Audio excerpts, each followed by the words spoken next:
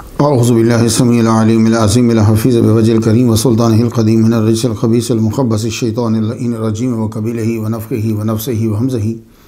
بسم اللہ الرحمن الرحیم۔ سورۃ الاعراف آیت نمبر 176۔ فاقصص القصص لعلہم یتفکرون، ان کو قصص بیان کرو شاید کہ وہ تفکر کریں۔ سبحانک اللہم وبحمدک لا الہ الا انت استغفرک واتوب الیک۔ تحریر و تقریر سے پہلے سے پڑھ لیا جائے تو کوئی خطا ہو جائے تو اللہ تعالیٰ کی رحمت پہ مکمل بھروسہ ہے کہ اللہ تعالیٰ معاف فرما دے گا۔ اللہم صلی علی سیدنا محمد و آباء محمد و آل محمد و صحاب محمد و بارک وسلم۔ ہم سب اقرار کرتے ہیں کہ اللہ تعالیٰ کے سوا کوئی معبود نہیں، کوئی نبی، کوئی ولی، کوئی جن، کوئی پری، کوئی مزار، کوئی قبر نہ معبود ہے، نہ اللہ تعالیٰ کے برابر ہے۔ اللہ تعالیٰ واحد حقیقی ہے۔ ہم سب اقرار کرتے ہیں کہ حضرت محمد صلی اللہ علیہ وآلہ وسلم سید الانبیاء ہیں، اللہ تعالیٰ نے ان کو سب سے آخر میں بھیجا، ان کے بعد کوئی نبی پیدا نہیں ہوگا۔ عظیم سند کے ساتھ عظیم پیغام جو ہے وہ سماعت فرما لیجیے۔ امام رضا علیہ السلام بیان کرتے ہیں اپنے والد گرامی امام موسیٰ کاظم سے، وہ بیان کرتے ہیں اپنے والد گرامی امام جعفر صادق سے، وہ بیان کرتے ہیں اپنے والد گرامی امام محمد الباقر سے، وہ بیان کرتے ہیں اپنے والد گرامی امام زین العابدین سے، وہ بیان کرتے ہیں اپنے والد گرامی امام حسین رضی اللہ تعالیٰ عنہ سے، وہ بیان کرتے ہیں اپنے والد گرامی مولا علی شیر خدا رضی اللہ تعالیٰ عنہ سے۔ انہوں نے حضور صلی اللہ علیہ وآلہ وسلم سے سنا، حضور نے فرمایا الایمان معرفۃ بالقلب وقول باللسان وعمل بالارکان۔ مفہوم اس کا یہ بنتا ہے کہ ایمان تین چیزوں کے مجموع کا نام ہے: دل سے پہچاننا اور زبان سے اقرار کرنا اور اپنی طاقت کے مطابق اپنے اعضاء سے عمل کرنا۔ تصوف اسی دن شروع ہو گیا تھا جس سے حضرت آدم علیہ السلام نے اس جگہ کو چھوڑا جہاں غم دکھ کے تصورات تک نہیں ہوتے، اور وہاں آ کر رہنے لگے کہ جہاں خوشی بھی جو ہے وہ غم میں لپٹی ہوتی ہے۔ تصوف نام ہے ان راستوں کا جو لے جاتے ہیں اس منزل تک جسے قرآن مجید تزکیہ نفس کہتا ہے اور حدیث احسان۔ اس راستے کے اندر جو راہبر ہوتا ہے اسے پیر اور مرشد کہتے ہیں۔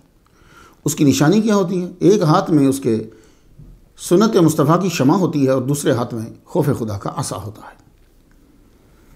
تصوف دنیا سے الگ تھلگ رہنے کا نام نہیں ہے، دنیا میں کیسے رہنا ہے یہ سیکھنے کا نام ہے، اور وہ سیکھنے کے لیے کبھی الگ تھلگ رہنا پڑتا ہے۔ حاضر رحمت میں ربی، آج ہماری گفتگو جو ہے وہ 184ویں نمبر تک پہنچ گئی۔ آج جس ہستی کو سرنامہ کلام بنا رہے ہیں، ابو النجم غزالی زماں سید احمد سعید کاظمی چشتی قادری نقشبندی امروہوی ثم ملتانی رحمۃ اللہ علیہ۔ تاریخ ولادت مارچ 1913 ہے اور بمطابق 4 ربیع الثانی 1331 ہجری۔ تاریخ وصال 25 رمضان المبارک 1986 عیسوی بنتی ہے، اور ہجری جو ہے وہ 1406 ہے۔ آپ شہباز مکانی قندیل نورانی شیخ سید عبدالقادر گیلانی الحسنی والحسینی رحمۃ اللہ علیہ کے وصال سے 770 قمری سال بعد پیدا ہوئے۔ آپ کو دنیا سے گئے ہوئے 13 دسمبر 2022 میں اندازاً 38 قمری سال ہو چکے ہیں۔ آپ کا مزار پر انوار موجودہ ملک پاکستان کے صوبہ پنجاب کے شہر ملتان کے اندر ہے۔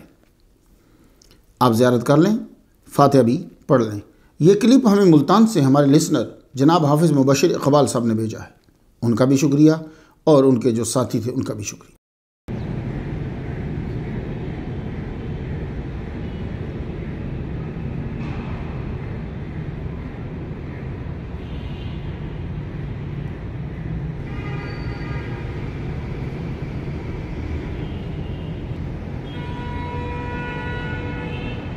آج کے موضوع کی جزیات جو ہیں وہ کچھ یہ ہیں: نام سے برکت، خاندان، ولادت و تربیت، لاہور آپ کی آمد، ملتان میں مستقل قیام، آپ کی تبلیغ، تدریس، تصنیف اور ان سے طلباء کے لیے نکات، باطل فرقوں کی مخالفت، آپ کا وصال، کچھ ضمناً باتیں۔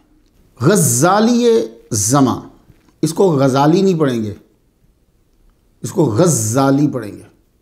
غزالی زماں، تو وہ جو امام ہیں، امام غزالی ہیں، وہ غزالی نہیں ہے۔ غزالی زماں کا معنی اپنے زمانے کا غزالی۔ یہ ٹائٹل کتنا بڑا ہے، اس کے لیے آپ کو امام غزالی کا مقام معلوم ہونا چاہیے۔ میں نے امام غزالی کا تذکرہ 107 نمبر سٹوری پہ کیا ہے، سن لیجئے گا۔ امام غزالی کو امام الحرمین نے بحر زخار کہا ہے۔ امام نووی نے ان کی کتاب کے متعلق کہا کہ وہ رہنمائی یوں کرتی ہے جیسے قرآن مجید کرتا ہے۔ امام محمد بن یحییٰ نے فرمایا الغزالی هو الشافعی الثانی، امام غزالی جو ہے یہ دوسرا شافعی ہے۔ امام ابن عساکر نے کہا کہ امام الغزالی جیسا ذہین نہ دیکھا نہ سنا۔ امام شاذلی فرماتے ہیں کہ میرے مریدو، جب تم کو کوئی حاجت ہو تو امام الغزالی کو وسیلہ بناؤ، یعنی اللہ تعالیٰ سے دعا کرو کہ اے اللہ پاک امام الغزالی کا صدقہ ہماری حاجت کو پورا کر دے۔ امام محی الدین ابن عربی نے کہا حجت الاسلام الغزالی من رؤساء اہل الطریق، یہ میں نے آپ کو مختصر بتایا ہے کہ امام الغزالی کا مقام کیا تھا۔ تو احمد سعید کاظمی رحمہ اللہ کو غزالی زماں کہا جاتا تھا، تو سمجھ جاؤ کہ کتنا علم تھا اس ہستی کے پاس، اور ان کو ایک نے نہیں لاکھوں نے اپنی تحریر کے اندر اور تقریر کے اندر غزالی زماں کہا ہے۔ تو مختصر سننے کے بعد اب سوچو کہ سید احمد سعید کاظمی کتنے عظیم تھے کہ آپ کو علماء نے، اور وہ علماء جو علماء کے اساتذہ ہیں، انہوں نے غزالی زماں پکارا ہے۔ شیخ القرآن والحدیث اساتذہ کے استاد علامہ سردار احمد لائل پوری رحمۃ اللہ علیہ آپ کو غزالی عصر پکارتے تھے، خود وہ کتنے بڑے علامہ تھے۔ اور پاکستان کے سچے علماء آپ کو غزالی زماں، رازی دوران، بحقی وقت، محدث پاکستان کہہ کر پکارتے تھے۔ شارح بخاری علامہ محمود رضوی صاحب نے آپ کو غزالی زماں، رازی دوران، امام المفسرین، سید المحدثین کہہ کر پکارا ہے، خود وہ شارح بخاری۔ علامہ محدث کچوچوی رحمۃ اللہ علیہ نے آپ کو ایک عظیم جلسہ کے اندر، جس میں علماء کی بھی تعداد بہت زیادہ تھی اور جمع غفیر تھا، اس میں آپ نے آپ کو غزالی زماں کہہ کر پکارا، تو ذاتی نام سے یہ عطا کردہ نام جو ہے مشہور ہو گیا دنیا میں۔ بڑے بڑے اسکالرز آئے ہیں، نابغے بھی آئے ہیں، غزالی زماں کسی کے ساتھ نہیں لگا، نہ کسی نے جرت کی کہ لگا سکے۔ غزالی زماں کسی کے ساتھ نہیں لگا، کسی نے لگانے اور چپکانے کی کوشش کی تو چپک نہ سکا۔ میں جامعہ نعیمیہ میں پڑھتا تھا گڑیچہ لاہور میں، تو اشتہارات جو ہے نا وہ باہر لگتے تھے، تو پڑھتا تھا، تو میں چھوٹا ہوتا تھا، مجھے کیا معلوم ان لفظوں کا، تو غزالی زماں، رازی دوران پڑھتا۔ کسی مولوی، علامہ، مفتی، محدث، مفکر، کسی کی جرت نہ تھی، اپنا ہو یا بیگانہ، اس ٹائٹل کو جٹلا سکے کہ بھائی یہ غزالی دوران کیسے ہوئے، کیونکہ آپ کو قرآن مجید، حدیث، فقہ، منطق، فلسفہ پہ عبور تھا، اور اوپر سے تصوف۔ ان کے وصال کے بعد کئی علماء نے کہا آج سنیت جو ہے وہ یتیم ہو گئی۔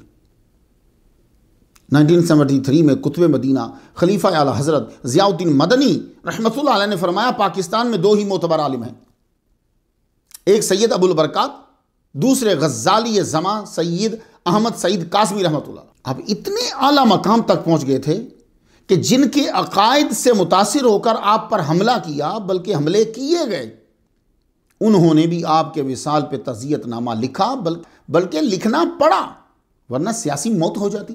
غزالی زماں آپ کو پکارا جاتا آپ کے علم کی وجہ سے سید۔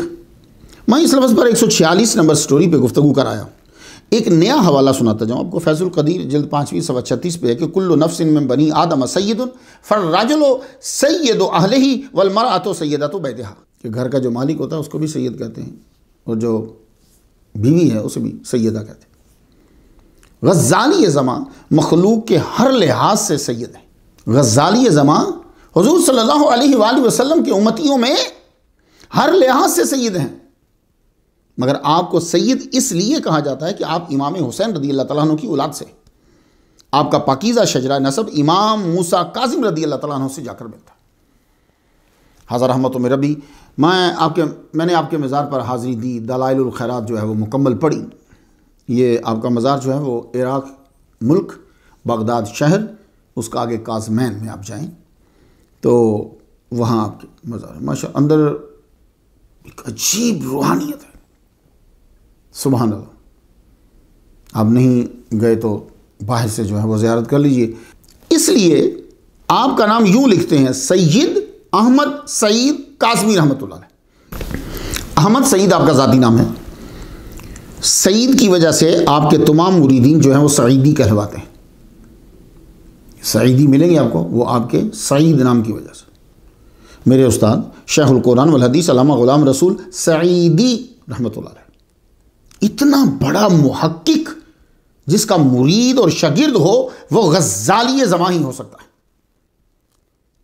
جن طلباء نے ان کی شرح مسلم شریف پڑھی ہے اور ان کی تفسیر پڑھی ہے وہ سمجھیں گے، یا جنہوں نے ان سے پڑھا ہے، اتنا عظیم شخص جن کا مرید ہے اور قدموں میں بیٹھتا ہے، یار وہ غزالی زماں نہیں تو کیا۔ چشتی، چونکہ آپ نے خلافت لی، اس سلسلے میں اپنے برادر اکبر شیخ الحدیث سید محمد خلیل کاظمی رحمۃ اللہ علیہ سے اس لیے چشتی ہیں۔ آپ کے نام کے ساتھ قادری آتا ہے۔ قادری آپ اس طرح ہیں کہ یہ خلافت آپ کو مفتی اعظم ہند علامہ مصطفیٰ رضا خان بریلوی رحمۃ اللہ علیہ نے عطا فرمائی۔ امروہوی، امروہہ شہر کا رہنے والا۔ کہا جاتا ہے کہ جو امروہہ ہے نا یہ 2500 سال پرانا شہر ہے۔ موجودہ ملک ہندوستان کی ریاست اتر پردیش کا ایک قصبہ ہے۔ یہ امروانا یا امروونم سے بنا ہے اور سنسکرت زبان کا لفظ ہے، یہ معنی کیا جاتا ہے آموں کی جگہ، اور اسے آم روہا بھی پڑھا جاتا تھا، پھر آم روہا سے ہوا آم روہو، اب اسے آم روہا کہتے ہیں۔ وہ جگہ جہاں آم اور روہو مچھلی بکثرت ہوتی ہے۔ یہاں کی بہت مشہور روحانی شخصیت ہیں سید حسین شرف الدین نقوی دادا شاہ ولایت واسطی رحمۃ اللہ علیہ۔ 56 نمبر سٹوری پہ میں ان کا ذکر کر رہا ہوں۔ غزالی زماں عام والی زمین سے، عام روحا عام والی زمین سے ترک وطن کر کے عام والی زمین یعنی ملتان میں مستقل سکونت پذیر ہوا۔ بھائی ملتان بھی عاموں کے لیے مشہور ہے نا، یہ نہیں کہ ملتان کا معنی عام ہے، اس لیے میں نے امروہوی سے امروہوی ثم ملتانی لکھا ہے۔ غزالی زماں کے آباء و اجداد جو ہیں اکبر بادشاہ کے دور میں دہلی میں آ کر آباد ہوئے، پھر آپ ہی کے خاندان سے میر محمد اشرف شاہ کاظمی رحمۃ اللہ علیہ امروہہ تشریف لائے اور یہیں سکونت اختیار کر لی۔ یہ خاندان علم و عمل میں امروہہ میں ایک مقام رکھتا تھا۔ سید یوسف علی شاہ بہت بڑے عالم تھے، اللہ نے ان کو ایک بیٹا عطا فرمایا، نام رکھا سید مختار احمد۔ انہیں خوب علم پڑھایا، ان کو اللہ تعالیٰ نے بڑی خوبیوں سے نوازا تھا چھوٹی عمر میں۔ یہ اعلیٰ حضرت سے بڑی عقیدت رکھتے تھے۔ ان کا نکاح عالمہ فاضلہ طیبہ طاہرہ وحیدۃ النساء سے ہوا۔ یہ درس نظامی مکمل پڑھی ہوئی تھی۔ اس پاکیزہ جوڑے کو اللہ تعالیٰ نے 1913 میں ایک خوبصورت بچہ عطا فرمایا، نام احمد سعید رکھا۔ تربیت شروع ہی سے عمدہ طریقے سے ہوئی۔ باپ عالم، والدہ عالمہ۔ والدہ ماجدہ اس بچے کو وضع کردہ سٹوریز نہیں سناتی تھی، قرآن مجید سے سناتی، احادیث مبارکہ سے سناتی، صحابہ کرام کے واقعات سناتی۔ یوں بچے کے دماغ کے اوراق پہ صرف اللہ رسول ہی تحریر ہو رہا تھا۔ آپ سفر کرنے کے قابل ہوئے تو آپ کے والد گرامی ایک دن آپ کو اللہ حضرت عظیم البرکت شام رضا خان بریلوی رحمۃ اللہ علیہ کے پاس لے گئے۔ اعلیٰ حضرت کی عمر اس وقت 60 سال کے قریب تھی۔ انہوں نے آپ کو گود میں بٹھایا اور دیر تک اپنی دعاؤں سے نوازتے رہے۔ 5 سال غزالی زماں کی عمر ہوئی، اپنے والد صاحب کو تلاوت سنائی۔ آپ قرآن سن کر بہت خوش ہوئے، اپنی دستار اتار کر بچے کے سر پہ رکھ دی اور دست شفقت پھیرتے ہوئے فرمانے لگے، میرا بچہ بہت بڑا عالم بنے گا۔ ماں باپ کی آرزوئیں دیکھتے تھے آپ، میرا بچہ بہت بڑا عالم بنے گا۔ دنیا اسلام نے اس دعا کو پورا ہوتے ہوئے دیکھا ہے، مگر والد صاحب کی زندگی نے وفا نہ کی۔ 39 سال کی عمر میں ہی رخصت ہو گئے، بہت چھوٹی عمر ہے بھائی، 39 سال۔ غزالی زماں سید احمد سعید رحمۃ اللہ علیہ کی عمر اس وقت 6 سال تھی۔ والد صاحب کے وصال کے بعد آپ کی سرپرستی آپ کے بڑے بھائی سید محمد خلیل کاظمی رحمۃ اللہ علیہ نے کی، اور عام مدرسہ شاہ جہاں پور میں شیخ الحدیث تھے۔ حفظ قرآن سے حافظ الحدیث تک کا سفر آپ نے برادر اکبر کی نظروں کے سامنے طے کی۔ بڑی مشکلات آئیں، کھانے کو بہت کم ملتا تھا، لیکن اب فرماتے ہیں میں پھر بھی روزانہ کے 40 پیجز زبانی یاد کر لیتا تھا حدیث کے۔ غزالی یہ زماں بننا آسان نہیں ہے۔ آپ کی والدہ ماجدہ بڑی عالمہ تھی، آپ حیران ہو گئے سن کر کے ہدایت شریف پڑھتے ہیں، آپ نے اپنی والدہ ماجدہ سے پڑھا ہے۔ 16 سال کے ہوئے تو تمام علوم و فنون قرآن و حدیث میں ماہر تھے۔ آپ کی دستار فضیلت کے پروگرام میں سید علی حسین اشرفی کچوچوی رحمۃ اللہ علیہ تشریف لائے۔ غزالی زماں کی عمر 16 سال، تبلیغ کے تمام اوصاف، تدریس کی تمام صلاحیتیں اللہ تعالیٰ نے آپ کو عطا فرما دی۔ مناظرہ ہو کہ وعظ، تدریس ہو کہ تصنیف، اللہ نے ہر میدان کا شاہ سوار بنا دیا۔ پاکستان بننے سے اندازاً 18 سال قبل لاہور تشریف لائے آپ۔ کچھ احباب سے ملنا تھا، سید دیدار علی شاہ رحمۃ اللہ علیہ کی زیارت کرنی تھی۔ اس وقت جامعہ نعمانیہ بہت مشہور تھا۔ اب وہاں علماء سے ملاقات کے لیے گئے، وہاں حافظ جمال صاحب مسلم الثبوت پڑھا رہے تھے۔ آپ اس کو اصول الاحکام بھی کہہ سکتے ہیں، اصول فقہ بھی کہہ سکتے ہیں۔ لگتا ہے پڑھتے ہوئے ویسے یہ لگتا ہے جیسے علم الکلام کی منطق کی فلسفے کی کتاب ہے۔ یہ محب اللہ بن عبد الشکور البہاری کی لکھی ہوئی ہے۔ میں اسے دیکھتا تھا نا جب، تو میں کیا کرتا تھا، بس اسے یاد کر لو، کلام، منطق، فلسفہ، اصول فقہ، اصول الاحکام سب آ جائیں گے بھائی تمہیں، یعنی وہ انداز تمہیں آ جائے گا۔ یہ کتاب جس طالب علم کو یاد ہو پھر وہ کسی کو آگے چلنے نہیں دیتا۔ غزالی زماں کو یہ کتاب زبانی یاد تھی۔ مجردہ پہ گفتگو ہو رہی تھی، آپ آ گئی اس پہ جو آپ نے سوالات کیے، اعتراضات کیے، تو حافظ جمال سے بڑے متاثر ہوئے۔ یعنی اتنی چھوٹی سی عمر، اتنی پختہ گفتگو۔ انہوں نے خلیفہ تاج الدین صاحب سے کہا یہ لڑکا بہت ذہین ہے، اسے یہاں استاد رکھ لو 16-17 سال کی عمر، بھائی اسے استاد رکھ لو۔ اب اتنا بڑا استاد جس کی تعریف کر رہا ہے، کیسے انکار ہو؟ آپ کو جامعہ نعمانیہ میں استاد رکھ لیا گیا، یہ بڑا ٹاپ کا مدرسہ تھا تب۔ اور جانتے ہو کہ 16-17 سال کی عمر میں کتابیں کون سی پڑھا رہے؟ بھئی اتنی عمر کے اندر تو کسی کو سرو ناو دے دی جائے تو بڑی بات ہے۔ غزالی زماں کو 16 سال کی عمر میں استاد مقرر کیا تو کتب آپ کو دین، نور الانوار، قطبی، مختصر المعانی، شرح جامی۔ اب عوام نہیں سمجھے گی یہ کتابیں کیا ہیں، یہ تو اسے پتہ چلے گا جو مدرسہ میں پڑھتا ہے یا پڑھ کر آیا ہے۔ غزالی زماں کا نوجوانی میں ہی وہ انداز تھا کہ طلباء کا رجحان آپ کی طرف بڑھ گیا۔ طلباء کہنے لگے بھئی ہم انہی سے پڑھیں گے، یہ سمجھاتے بڑا ٹاپ کا ہے۔ آپ کو اور اسباق دے دیے گئے۔ ورنہ زیادہ تر یہ ہوتا ہے جو نور الانوار، قطبی، مختصر المعانی یا شرح جامی پڑھاتا ہے، اس کے بعد 1-2 ہی ہوتے ہیں، وہ بڑا ٹاپ کا استاد ہوتا ہے۔ آپ نے 16 ماہ تک یہاں پڑھایا، پھر واپس امروہہ چلے گئے اور 4 سال تک امروہہ کے مدرسہ محمدیہ حنفیہ میں پڑھاتے ہیں۔ آپ کی جان پہچان کے تھے ایک حکیم جان عالم صاحب، تو انہوں نے آپ کو خط لکھا کہ آپ یہ ابھی جو موجودہ پاکستان کا شہر اکاڑا ہے یہاں تشریف لائیے، ضرورت ہے۔ تو آپ امروہہ سے اکاڑا تشریف لائے۔ یہ اکاڑا جو ہے یہ نیا زرعی شہر بنایا گیا تھا انگریزوں کے دور کے اندر۔ یہاں ایک قلعہ ہوتا تھا اوکان، اسی سے اکاڑا بنا ہے۔ ویسے اوکان کا مطلب ترکی زبان میں تیر انداز ہوتا ہے۔ غزالی زماں اکاڑا تشریف لائے تو یہاں کمیونٹی کو، اتحاد کو توڑا جا رہا تھا شرک و بدعت کے پھوڑا کے ساتھ، اور کہا جا رہا تھا کہ وہی عقائد صحیح ہیں جو سعودی عرب پھیلا رہا ہے یا جو اس کے تابع فرمان بتلا رہے ہیں۔ یکروزی کا عقیدہ پھیلایا جا رہا تھا، اللہ جھوٹ بول سکتا ہے، حضور نعوذ باللہ مر کر مٹی میں مل گئے، وہ ہمارے جیسے ہیں، ہر طرف فرقہ ورائیت پھیلا رہے تھے، پورے ہندوستان کے خلاف کوئی نہ کوئی نئی چیز لے آئے۔ تو جب کہا جاتا فساد نہ پھیلاؤ تو بولتے ہم اصلاح کر رہے ہیں۔ غزالی زمانے اکاڑا میں توحید و رسالت اس انداز سے پھر بیان کی کہ لوگوں پہ حقیقت واضح ہوئی۔ باطل کی عادت رہی ہے، جو اسے لاجواب کر دے اس کے بارے میں مشہور کرتے ہیں یہ فساد پھیلا رہا ہے، فرقہ ورائیت پھیلا رہا ہے، حالانکہ وہ خود نیا ہے۔ یہ سب مسلمان تو کسی نہ کسی حدیث پہ عمل کر ہی رہے تھے۔ بات کو سمجھ میں آ رہی ہے آپ کے؟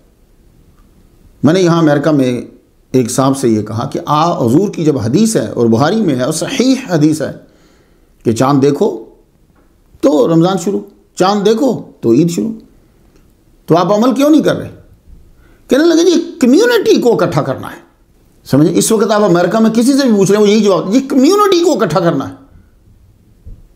تو یعنی کمیونٹی کو اکٹھا کرنے کے لیے صحیح حدیث کو ریجیکٹ کر دیا۔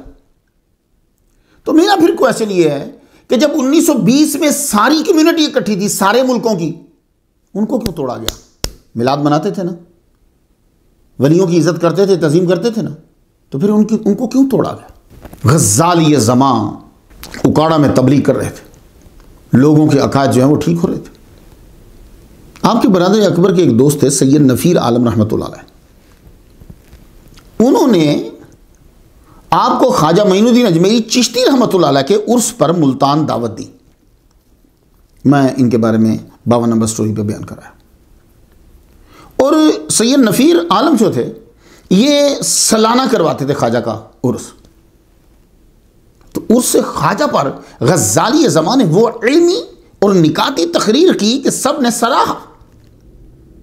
اور سید صاحب نے آپ سے کہا کہ آپ مستقل ملتان آ جائیے. آپ نے عرض کی سید صاحب میں برادر اکبر کی اجازت کے بنا نہیں آ سکتا. انہوں نے باپ کی طرح پالا تھا بھائی. ویسے بھی بڑا بھائی والد کے بعد باپ کی جگہ پہ ہوتا ہے اگر کوئی سمجھے تو. سید نفیس صاحب نے سید محمد خلیل صاحب کو کہا کہ انہیں ملتان بھیجیے. تو انہوں نے اجازت دے دی. آپ ملتان تشریف لے گئے. جہاں آپ نے رہائش اختیار کی وہاں تدریس شروع کر دی. تو طلبہ کچھ سمجھ میں آ رہی ہے کہ آپ امروہہ سے لاہور کیسے آئے, پھر اکاڑا آئے, پھر ملتان کیسے آئے. تو جب ملتان پہنچے تو جس مکان میں رہنے لگے وہیں تدریس شروع کر دی. تو طلبہ کتنے تھے؟ 3. اللہ کا نام لے کے کام شروع کر دو, یہ مت دیکھو کہ کون ایک بھی ہو تو کافی ہے.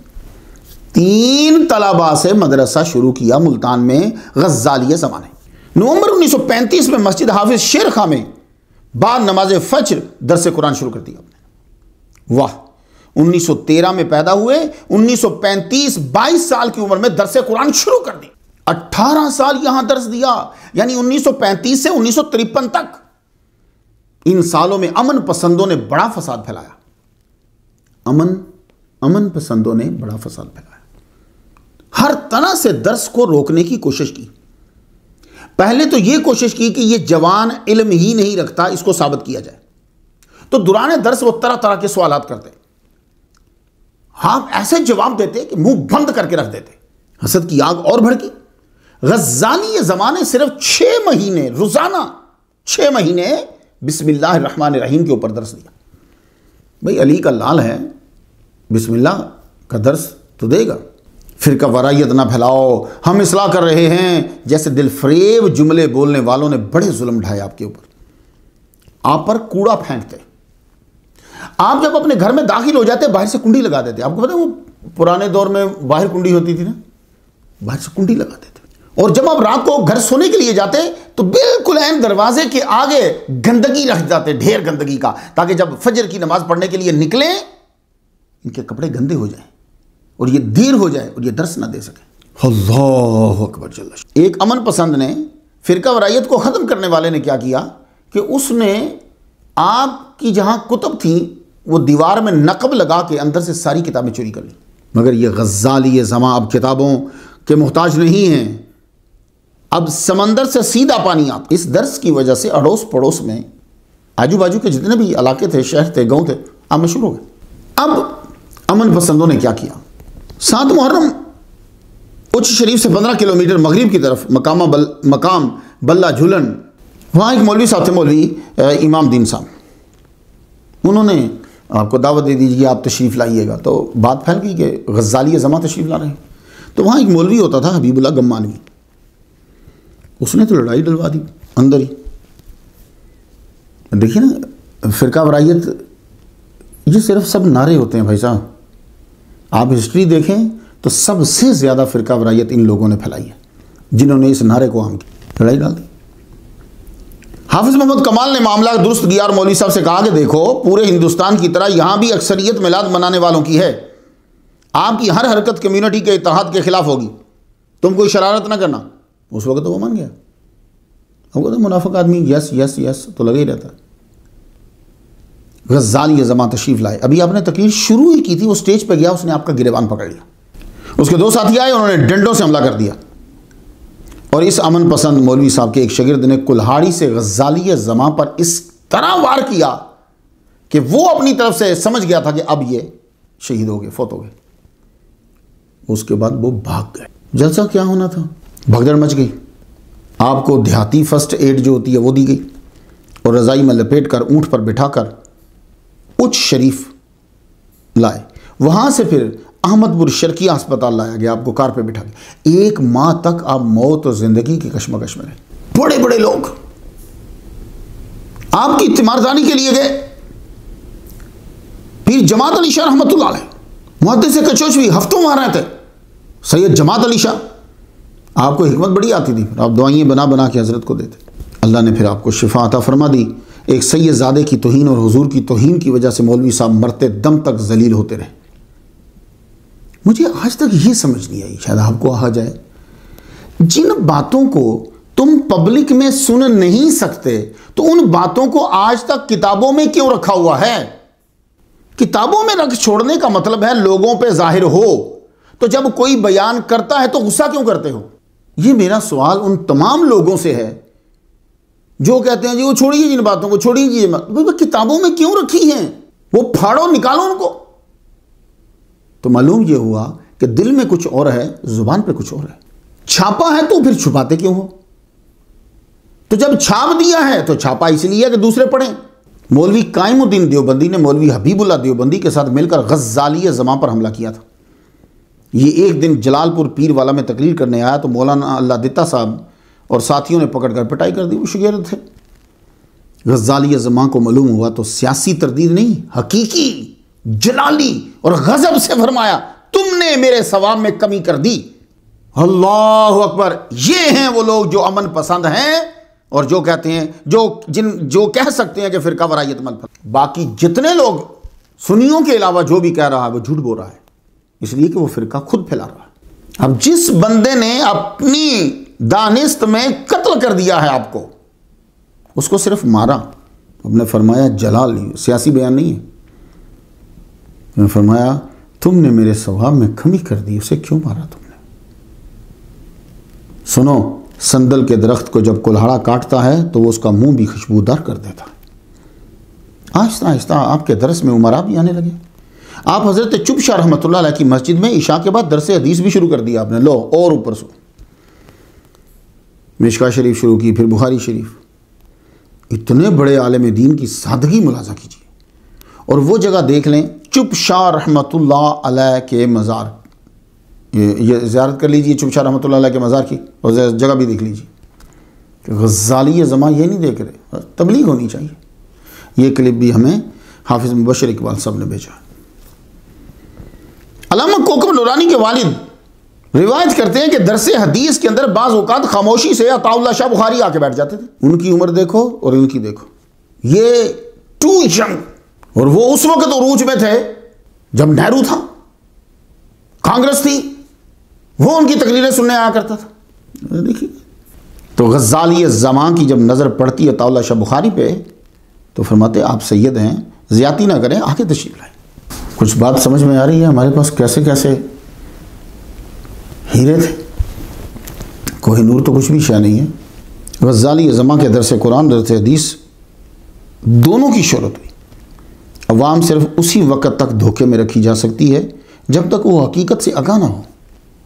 یہی وجہ ہے کہ باطل فرقے چھاپے ہوئے کو پبلک میں بولنے والے کو قتل کروا دیتے ہیں۔ جو کتابوں میں لکھا ہوا ہے، اگر کوئی آدمی بول رہا ہو جی بھائی اس کتاب میں یہ لکھا ہوا ہے، تو اس کو مروا دیں گے۔ مرواتے نہیں تو کیا کریں گے؟ اس کا داخلہ بند کروا دیں گے۔ وہ تقریر کرنے آئے گا، تقریر بند کروا دیں گے۔ اس کی بشری کوتاہیوں کو عام کریں گے، اس کی ذاتیات پر اٹیک کریں گے۔ کیوں؟ اہلی کو دین تو پھیلا نہیں رہے، وہ تو اپنی جماعت کو سپورٹ کر رہے ہیں۔ تو جماعت کو سپورٹ کرنے کے لیے جھوٹ بولنا پڑتا ہے، لوگوں کو مارنا پڑتا ہے، ان کو روکنا پڑتا ہے۔ غزالی زماں کی شہرت ہوئی تو ایک ملتان کے امیر آدمی حاجی محمد ابراہیم بھی متوجہ ہو اور دروس میں بیٹھنے لگے۔ وہ یہ معتقد تھے غیر مقلد اہل حدیث مولوی عبدالعزیز کے۔ حاجی محمد ابراہیم حج پر جانے لگے تو یہ گجران والا سے ملتان آئے امیر مرید کو الوداع کرنے کے لیے۔ وہاں انہیں غزالی زماں کا معلوم ہوا کہ درس دیتے ہیں اور حاجی ابراہیم سنتا ہے، تو اب پھر وہ نعرہ لے آئے بھئی جب یہ سن رہا ہے تو سننے دو، اس کو ہٹاؤ۔ حالانکہ غزالی زماں کو معلوم نہیں کہ یہ آیا ہوا ہے۔ عبدالعزیز نے اپنے ہم خیال مولویوں کے ساتھ مشورہ کیا کہ اس کے رستے کو روکو، اگر یہ جم گیا تو تم پگھل جاؤ گے، اسے جمنے نہ دو۔ تو ساتھیوں نے کہا کہ اس کی علمی دھاک بیٹھی ہوئی ہے، آپ علم میں ہراؤ۔ غزالی زماں کی عادت مبارکہ تھی کہ فجر کی نماز کے بعد درس سے فارغ ہو کر حضرت خواجہ بہاؤالدین زکریا ملتانی سہراوردی صدیقی رحمۃ اللہ علیہ کے مزار پہ فاتح پڑھنے کے لیے جاتے تھے۔ 20 نمبر سٹوری پہ میں نے کا ذکر کرایا۔ آپ واپس آ رہے تھے تو ایک بندہ ملا، آپ کو حاجی ابراہیم کی کمپنی میں بلایا گیا ہے، دیکھا تو فرقہ واریت کون پھیلا رہا ہے؟ آپ اسی وقت تشریف لے گئے، وہاں تو آگے مناظرے کا سما تھا، کتابیں رکھی ہوئی آگے، فتاوے رکھے ہوئے، وہ بڑے تیار تھے، اور آپ تو ویسے واپس آ رہے تھے. آپ بیٹھے تو انہوں نے خود ہی بات شروع کر دی.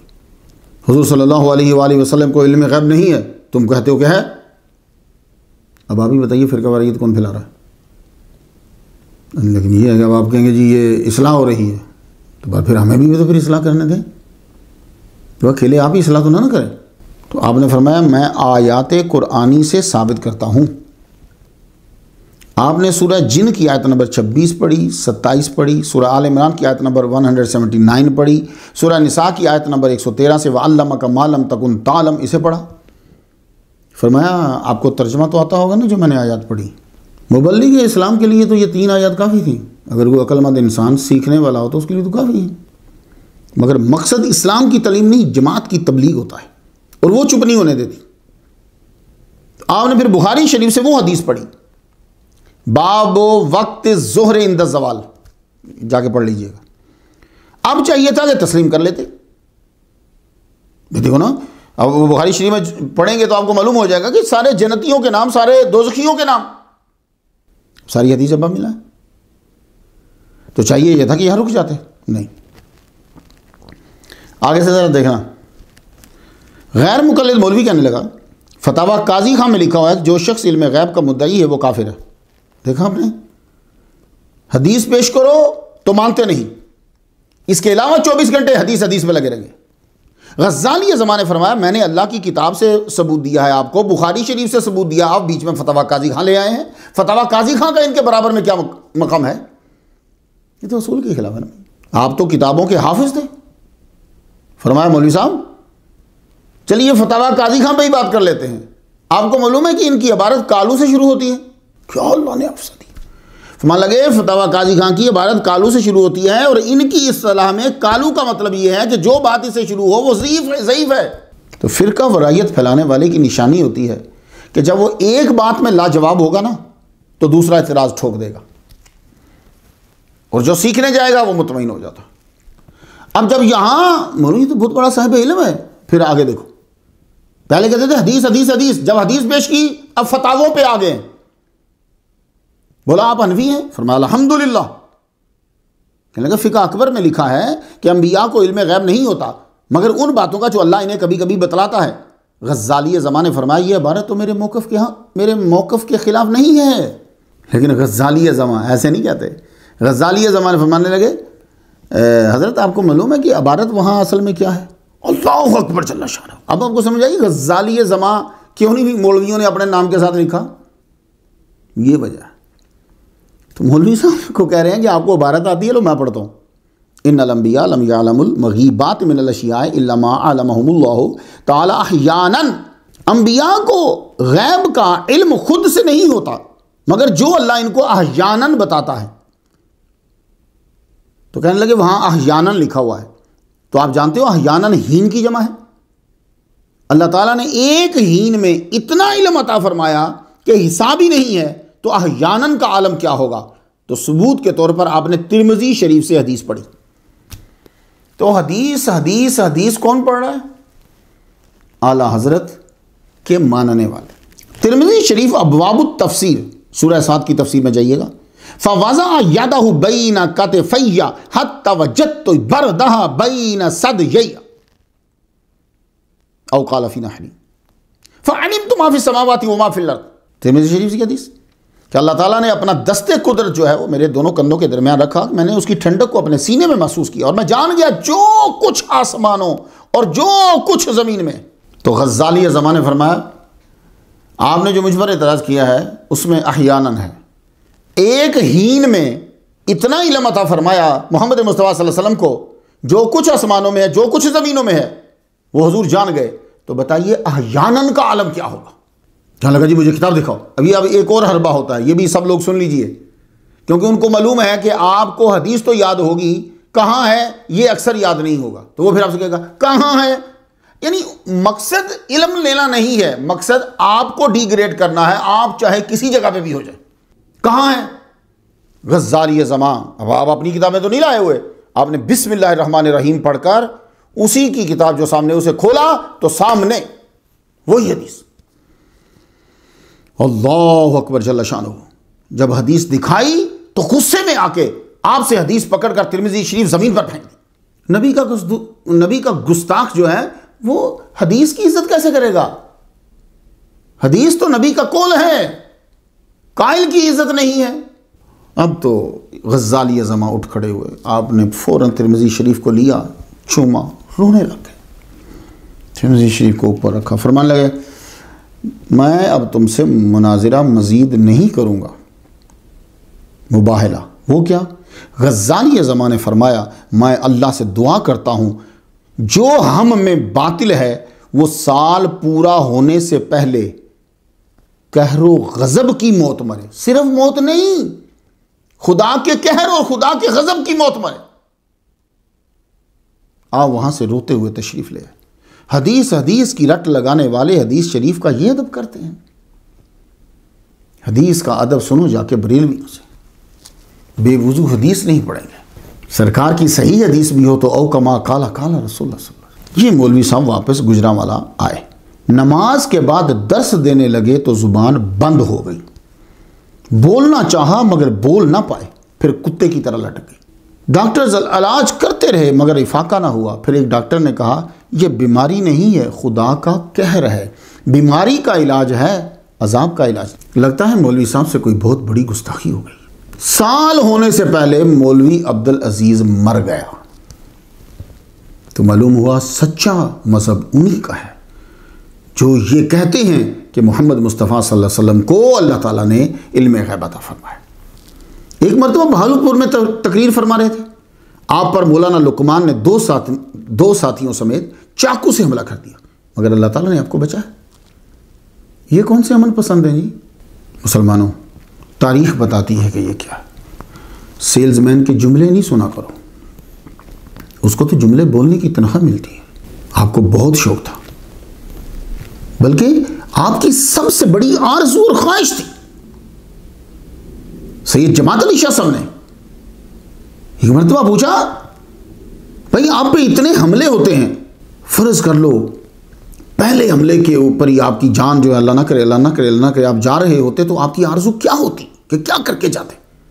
فرمانے لگے بس میری ایک ہی خواہش ہوتی کاش کے مدرسہ بنا لیتا. اللہ اکبر جل شانہ. بہت شوق تھا آپ کو کہ علم کا مرکز بنو, دور دراز سے لوگ آئیں, علمی پیاس بجھائیں. دیکھو یار, اللہ تعالیٰ اچھے لوگوں کو ساتھی بھی اچھے عطا فرماتا. آپ کی زوجہ محترمہ کیسر جہاں نواب کی بیٹی ہیں مرحومہ رحمۃ اللہ علیہ, آپ کو معلوم ہوا تو آپ نے اپنا سارا زیور دے دیا. حاجی اللہ بخش صاحب منشی حاجی اللہ بخش تھے, انہوں نے 10,000 روپیہ 1943 کی بات کر رہا ہوں, پاکستان بننے سے بھی پہلے کی 1943, اس نے 10,000 روپیہ تب دیا. آپ نے زمین خریدی, جتنا بن سکتا تھا مدرسہ اس حساب سے بنا دیا. اب جو آپ کو نظر آتا ہے یہ تو بڑا شاندار ہے, یہ عظیم مدرسہ ہے. اس مدرسے کے پہلے شیخ الحدیث علامہ سید محمد خلیل اللہ کاظمی رحمۃ اللہ تھے, آپ کے برادر اکبر. مدرسے میں آپ بھی پڑھاتے تھے. ایک مرتبہ آپ میبزی پڑھا رہے تھے, حسین بن معین الدین المیبزی کی ہے, قاضی میر بھی کہتے ہیں, ہدایت الحکمت کی یہ شرح ہے. یہ جو اصل میں ایران کے یزد میں علاقہ ہے مائبز, تو مائبز کے تھے نا یہ, تو اس لیے میبزی کہتے ہیں, وہی کتاب کا نام ہو گیا. یہ کتاب بڑی دھڑلے میں, کچھ کتابیں ہوتی ہیں نا وہ مدرسے میں بڑی مشہور ہوتی ہیں, یہ پڑھاتا ہے یا پڑھتا ہے بھائی بڑا زبردست آدمی. تو آپ غزالی زماں میبزی پڑھا رہے تھے تو عطا اللہ شاہ بخاری آ گئے, بیچ میں بیٹھ گئے. آپ کا درس جب ختم ہوا, سبق ختم ہوا, تو پوچھتے ہیں آپ نے میبزی کہاں سے پڑھی ہے؟ فرمایا مکمل تو نہیں میں نے پڑھی, کچھ بات جو ہیں وہ لیے ہیں اپنے برادر اکبر سے. لو, کچھ کا یہ عالم ہے کہ عطا اللہ شاہ بخاری حیران ہے. غزالی زماں ایسے نہیں ہے, یا ورنہ جس طرح آج کل سارے علامہ, سارے مفتی, سارے شیخ الاسلام ہیں, یہ بھی لکھ لیتے, لیکن بڑا مشکل ہے. دور دراز سے طلباء آپ کے مدرسے میں آنے لگے, آپ کی شہرت پھیل گئی, اور حدیث پہ اس کی چین, اس کے رجال, اس کے نکات, متن, زبانیات. 1963 میں 1963 کی بات کر رہا ہوں، پرانی جامعہ عباسیہ جو بعد میں جامعہ اسلامیہ بھاولپور کے نام سے مشہور ہوئی، یونیورسٹی بھاولپور یونیورسٹی، وہاں کے لیے شیخ الحدیث کی ضرورت تھی۔ بڑے نام آئے، بڑی سفارشیں آئیں، بڑے لوگ آئے۔ نواب آف کالا باغ اور نواب آف بھاولپور نے آپ کا نام لیا کہ ان کو شیخ الحدیث لگاؤ۔ یہ ہیں وہ لوگ کہ خود تو پی ایچ ڈی نہیں ہیں لیکن ان پر پی ایچ ڈی ہو رہی ہے۔ جی جناب، وہاں بھی لوگوں نے 1963 سے 1974 تک خوب فیض لیا، اس یونیورسٹی کے شیخ الحدیث تھے۔ آپ جب یونیورسٹی میں لیکچرز دیتے تو اساتذہ بھی آ کر سنتے، دوسرے چھوڑ کر آپ کی محفل میں بیٹھ جاتے آ کے۔ کبھی ایسا دیکھا؟ ایسے غزالی زمانی پڑھا رہے ہیں بچوں کو سبق، بیٹھے ہوئے ہیں بیچ میں اساتذہ، مدرسہ اور یونیورسٹی دونوں سے بڑے بڑے اسکالرز مستفید ہوئے۔ ایک لمبی لسٹ ہے۔ اب آپ ہر علمی جماعت کی مجبوری بن گئے تھے، آپ کے بغیر محفل مکمل نہیں ہوتی تھی۔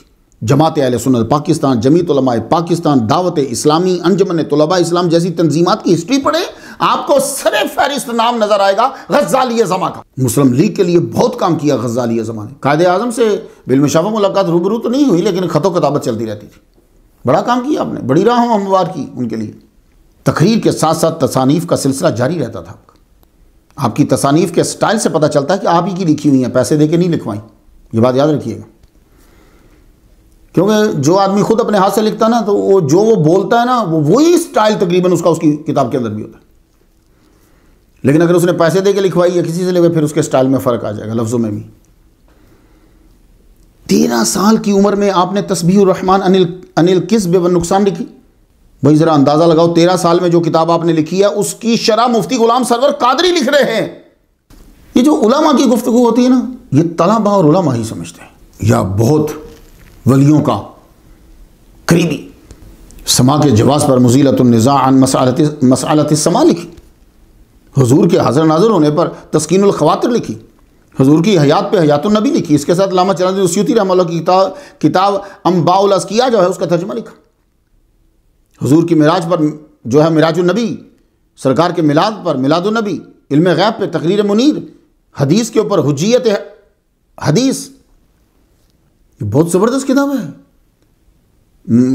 جو ہے نام تو عام ہے، باتیں بڑی خاص ہیں بیچ کے اندر، لوگوں نے چرا چرا کے اپنے نام سے لکھ دی ہیں۔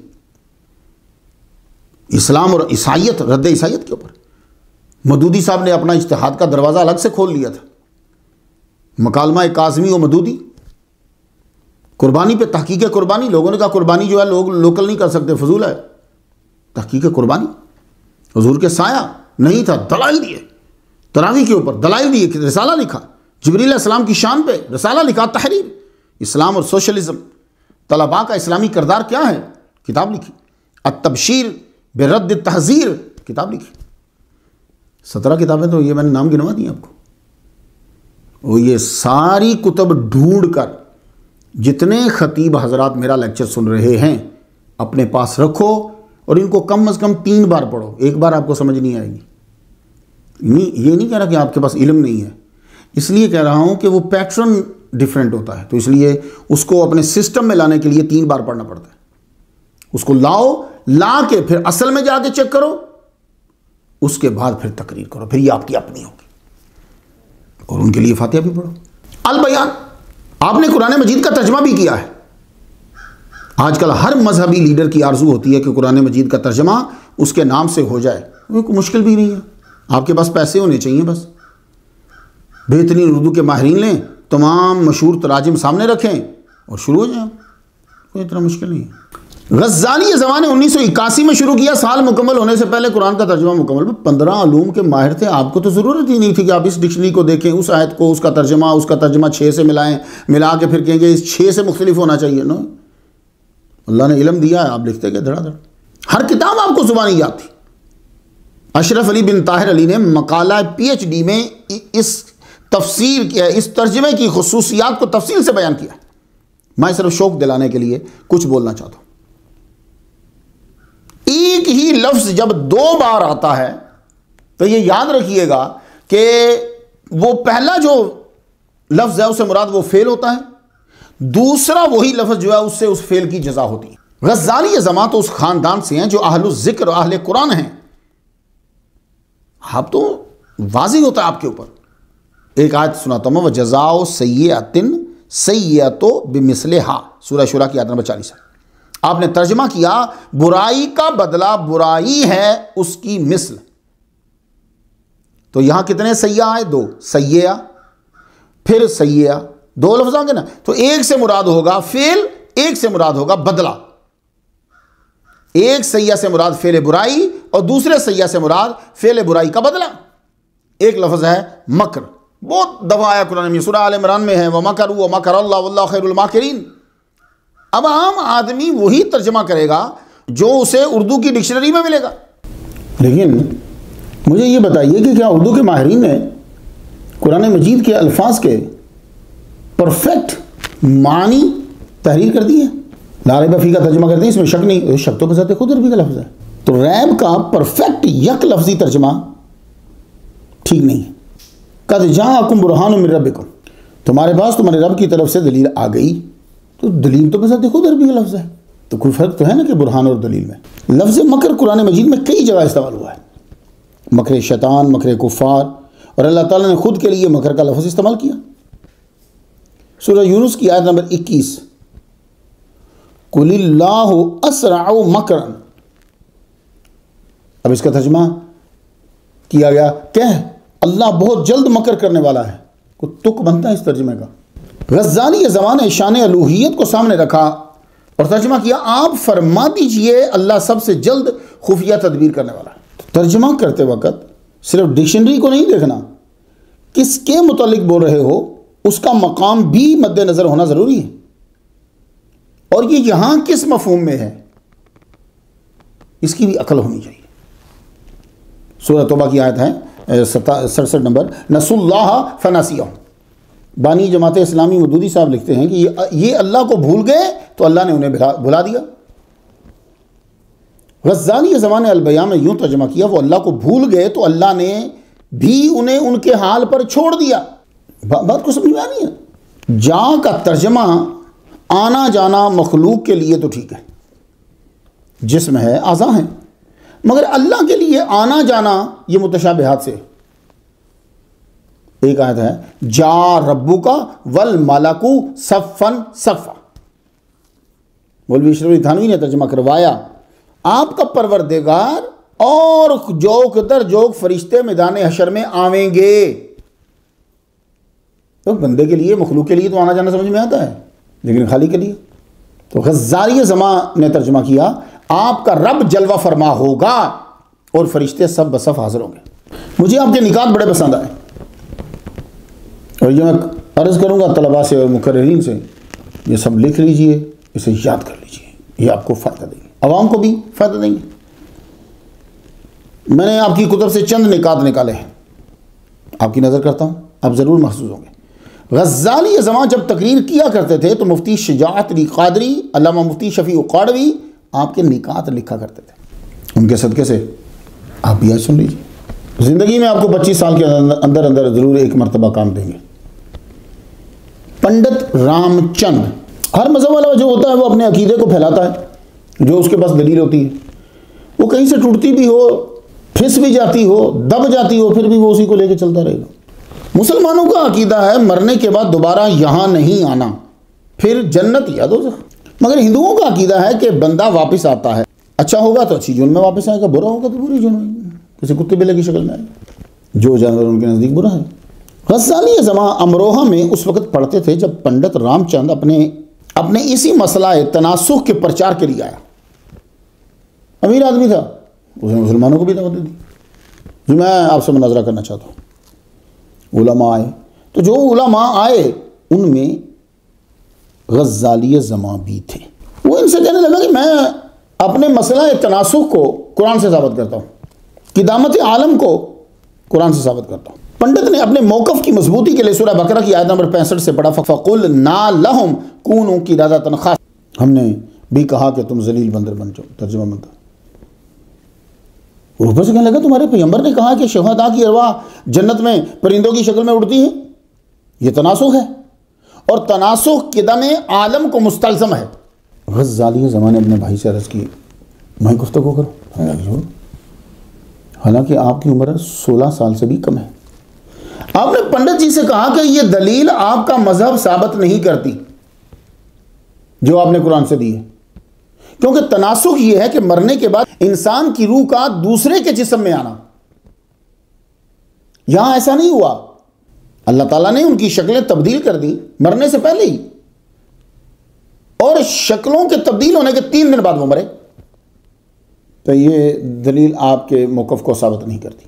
اسے تناسخ نہیں کہتے، تماسخ کہتے ہیں۔ واہ غزالی زماں، آپ کے قدموں پہ بوسا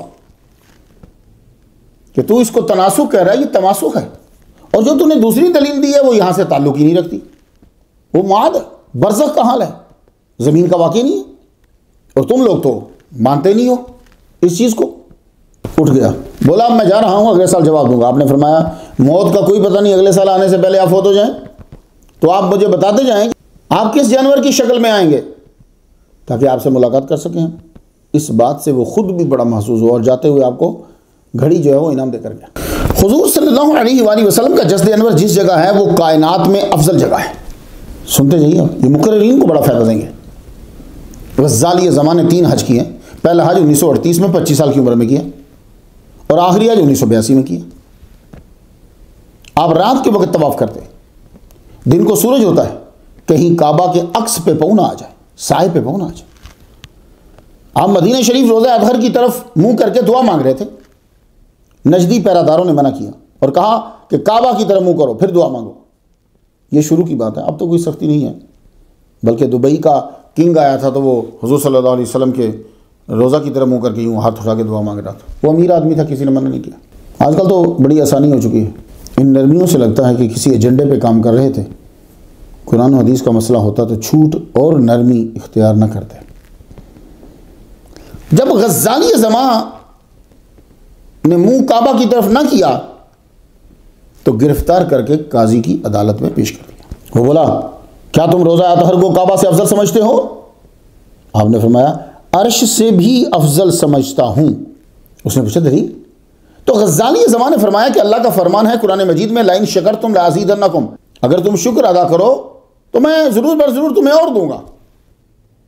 حضرت عیسیٰ علیہ السلام نے اللہ کا شکر ادا کیا جی، تو کہا پھر آج چوتھے آسمان پر رہے۔ اب چوتھے آسمان پہ شکر ادا کر رہے ہیں کہ نہیں کر رہے ہیں؟ تو کہا تو پھر ان کو اوپر جانا چاہیے، عرش تک پہنچنا چاہیے، لیکن آئیں گے وہ حضور کے پہلو میں، اور وہیں قبر انور ہے۔ تو معلوم ہوا جو عظمت و بلندی جوار مصطفیٰ میں ہے وہ عرش کو بھی حاصل نہیں ہے۔ قاضی دم بخود رہ گیا۔ عربی بولنے کا مطلب یہ نہیں کہ سعودی عرب کا ہر بندہ شیخ القرآن والحدیث ہے۔ اگر یہ اصول ہے تو پھر لکھنؤ کراچی کا ہر پیدائشی ایم اے اردو ہونا چاہیے۔ زبان کا آنا علم نہیں ہے، علم کسی زبان میں بھی آ سکتا ہے، لیکن آپ نے پھر بھی اس کو عربی میں جواب دیا۔ دعا میں جو الفاظ ہوں انہیں بدلنا نہیں چاہیے، یہ بھی ایک مسئلہ سنتے جی۔ میں نے ان نکات کو چنا ہے جو روز مرہ میں آئیں گے، لازمی آئیں گے، تو میں اپنے طلباء کو وہ دے رہا ہوں۔ میرے استاد محترم شیخ الحدیث و تفسیر حضرت علامہ غلام رسول سعیدی رحمۃ اللہ علیہ نے ایک دن پوچھا ابن ماجہ میں جو دعائے حاجت ہے اس میں آتا ہے یا محمد، وہ ہے نا دعا اللہم انی اسألک و اتوجہ الیک بنبیک محمد نبی رحمت یا محمد، آتا ہے؟ اچھا کہ نہیں یا محمد ہے، تو اگر اس جگہ یا رسول اللہ بول دیا جائے تو بہتر نہ ہوگا؟ اب نے فرمایا دعا میں جو الفاظ حضور نے پڑھنے کو کہہ دیے ہیں آپ بدل نہیں سکتے۔ ساتھ میں آپ نے مسلم شریف سے حدیث دلیل کے طور پہ پڑھی۔ یہ حدیث جو ہے ما یقول ان دن نوم و اخذل مد جائے، اس میں آپ کو ملے گی، طلبہ خود پڑھ لیجیے گا۔ مفہوم میں سنا دیتا ہوں۔ حضرت برا بن عازب رضی اللہ تعالیٰ عنہ کو حضور صلی اللہ علیہ وسلم نے ایک دعا سکھلائی، اس میں تھا آمنت بکتابک الذی انزلت و بنبیک الذی ارسلت، یہ بیچ میں جملہ آتا ہے۔ تو پوری دعا کو یاد کرنے کی نیت سے دہرایا تو اس جگہ یوں پڑھا آمنت برسولک الذی ارسلت۔ آپ نے فرمایا رسول نہیں بنبیک الذی ارسلت بولو، رسول افضل ہوتا نا بھائی، تو انہوں نے برسول کا کہا، آپ نے کہا بنبیک الذی ارسلت بولو۔ آپ کی یہ دلیل پاورفل تھی۔ آپ کے سامنے جب اپنے کسی بزرگ کا مخالف قول پیش کیا جاتا تو مجددانہ صلاحیت اور مجتہدانہ مقام رکھنے کے باوجود کہتے شاید میں ان کے استدلال کی گہرائی کو نہیں پہنچ سکا۔ ہائے ہائے ہائے ہائے، یہ شاخیں پرمیوہ ہوتی ہیں۔ حضور صلی اللہ علیہ وآلہ وسلم زندہ ہے، بلکہ شہید سے بھی پاورفل زندہ ہے۔ 1920 کے ایجنڈا میں یہ ایک اہم حصہ تھا کہ اس عقیدے کو پھیلاؤ کہ نبی مر گیا ہے۔ غزالی زمان نے اس مسئلے کو بہت منفرد انداز سے سمجھایا۔ صحیح اسلام کا پیروکار ماننے پہ مجبور ہو جاتا ہے کہ حضور صلی اللہ علیہ وسلم زندہ ہیں۔ غزالی زمان کی گفتگو کا میں خلاصہ بیان کرتا ہوں، لفظ بلفظ نہیں۔ فرماتے ہیں کہ وہ تمام آیات جیسے انک میت کل نفس ذائقۃ الموت، اور وہ تمام احادیث جیسے نسائی کتاب الخیل کے اندر ہے، جملہ ہے اس کا مطلب انی مقبود، پوری حدیث کا ایک بیچ میں جملہ ہے۔ اور حضرت ابوبکر صدیق رضی اللہ تعالیٰ عنہ کا فرمان من کان یعبد محمدا فإن محمدا قد مات۔ غزالی زمان فرماتے ہیں ہم سب یہ مانتے ہیں، مگر غور سے سنو، اب ذرا جملہ سنو، مگر غور سے سنو، موت کی دو قسمیں ہیں اور حیات کی بھی دو قسمیں ہیں۔ ایک موت عادی ہے، دوسری موت حقیقی ہے۔ ایک حیات عادی ہے اور دوسری حیات حقیقی ہے۔ عادتاً عادی موت عام ریگولر کیا ہے؟ روح جسم سے جدا ہو جائے، یہ ریگولر عام نارمل ہم کہتے ہیں یہ موت ہے۔ لیکن یہ ہو سکتا ہے کہ روح نہ ہو اور حیات ہو۔ یہ جتنے لوگ کسی فرقے میں اندھا دھند نہیں ہیں ویسے سمجھنا چاہتے ہیں وہ ذرا توجہ دیں اور اپنے بھی سن لیں کہ آپ کہتے ہیں نا کہ یہ حضور زندہ نہیں ہے، اس لیے کہ آپ کے ہاں ڈیفینیشن غلط ہے، آپ نے دھیان نہیں دیا۔ یہ ہو سکتا ہے روح نہ ہو اور حیات ہو، کیونکہ روح حیات کی خالق نہیں ہے، خالق اللہ ہے، اور وہ قدرت رکھتا ہے کہ روح نہ ہو مگر حیات ہو۔ اب غزالی زمان نے پھر جو جواب دیے ہیں، اللہ اکبر، چیز کئیوں کو یاد ہو سکتی ہے لیکن وقت پر اس کا نزول ہونا یہ خدا کی عطا ہوتی ہے۔ ربیع بن حراش انہوں نے کہا بھائی میں کلام نہیں کروں گا جب تک جنت دیکھ نہیں لوں گا۔ سیر اعلام نبلا طبقات ابن سعد اور بھی کتب میں ہے۔ آپ فوت ہو گئے، آپ نے جواب دیا سلام کا جواب دیا اور سب کو بتایا کہ اللہ نے کون کون سی نعمتوں سے مجھے نوازا ہے۔ روح نہیں ہے، حیات ہے۔ اب سنتے جائیے گا صاحب، اگر آپ نے یہ مسئلہ سمجھنا ہے تو، نہیں سمجھنا تو پھر آپ کوئی اور اعتراض کھڑا کر دیں گے۔ حضرت عائشہ صدیقہ رضی اللہ تعالیٰ عنہ کو معلوم ہوا تو آپ نے فرمایا میں نے حضور صلی اللہ علیہ وآلہ وسلم سے سنا تھا کہ میرے بعد میری امت میں سے ایک موت کے بعد بھی کلام کرے گا، روح نہیں مگر گفتگو ہے، سلام کا جواب دے رہے ہیں۔ تو اگر غلام تابعی کے بدن میں روح کے نکل جانے کے بعد حیات ہو سکتی ہے تو آقا کے بدن میں حیات کیوں نہیں ہو سکتی؟ تو یہی مطلب ہے انی مقبود ان کا، کہ روح قبض ہوگی، یہ نہیں فرمایا کہ حیات ہی نہیں رہے گی ہم میں۔ ایک اور مثال، عمل حیات ہے روح نہیں ہے۔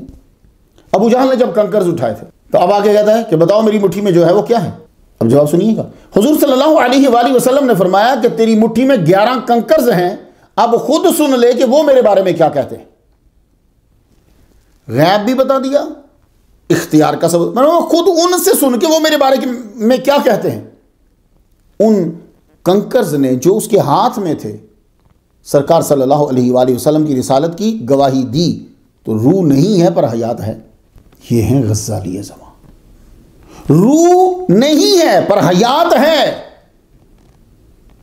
اب ذرا سنتے جائیے کہ جب وہ بنیاد بنا لیں گے نا پھر سبحان اللہ کا جو ہے وہ ورد شروع ہو جائے گا۔ گریا جزع النخل، بھئی یہ جو کھجور کا ڈنڈ ہے اس کا رونا بخاری شریف میں ہے نا، یہ تو مفہوم میں سنا دیتا ہوں آپ کو کہ کھجور کا ایک ڈنڈ جو ہے وہ رکھ دیا، سرکار صلی اللہ علیہ وسلم ٹیک لگا گئے یا کبھی کھڑے ہو گئے اس پہ ہاتھ رکھ کے خطبہ فرماتے تھے، وہ باتیں سنا کرتا تھا، ذکر سنتا تھا۔ ایک صحابی یا صحابیہ نے کہا کہ عرض کیا کہ میں آپ کے لیے ممبر بنا دوں؟ فرمایا انشئتم، تمہاری مرضی۔ انہوں نے ممبر بنا دیا۔ حضور صلی اللہ علیہ وآلہ وسلم فلما کانا یوم الجمعۃ دفع الی المنبر فصاحت النخلۃ سیاح الصبیح، سرکار ممبر پہ جلوہ فرما ہوئے تو فصاحت النخلۃ، یوں آہوزاری شروع ہوگی جیسے بچہ روتا ہے جو اپنی ماں سے بچھڑ گیا ہو۔ آپ ممبر سے نیچے اترے اور اس پہ ہاتھ پھیرا آپ نے، جیسے بچوں پہ سر پہ ہاتھ نہیں پھیرتے روتے ہوئے بچے کے سر پہ۔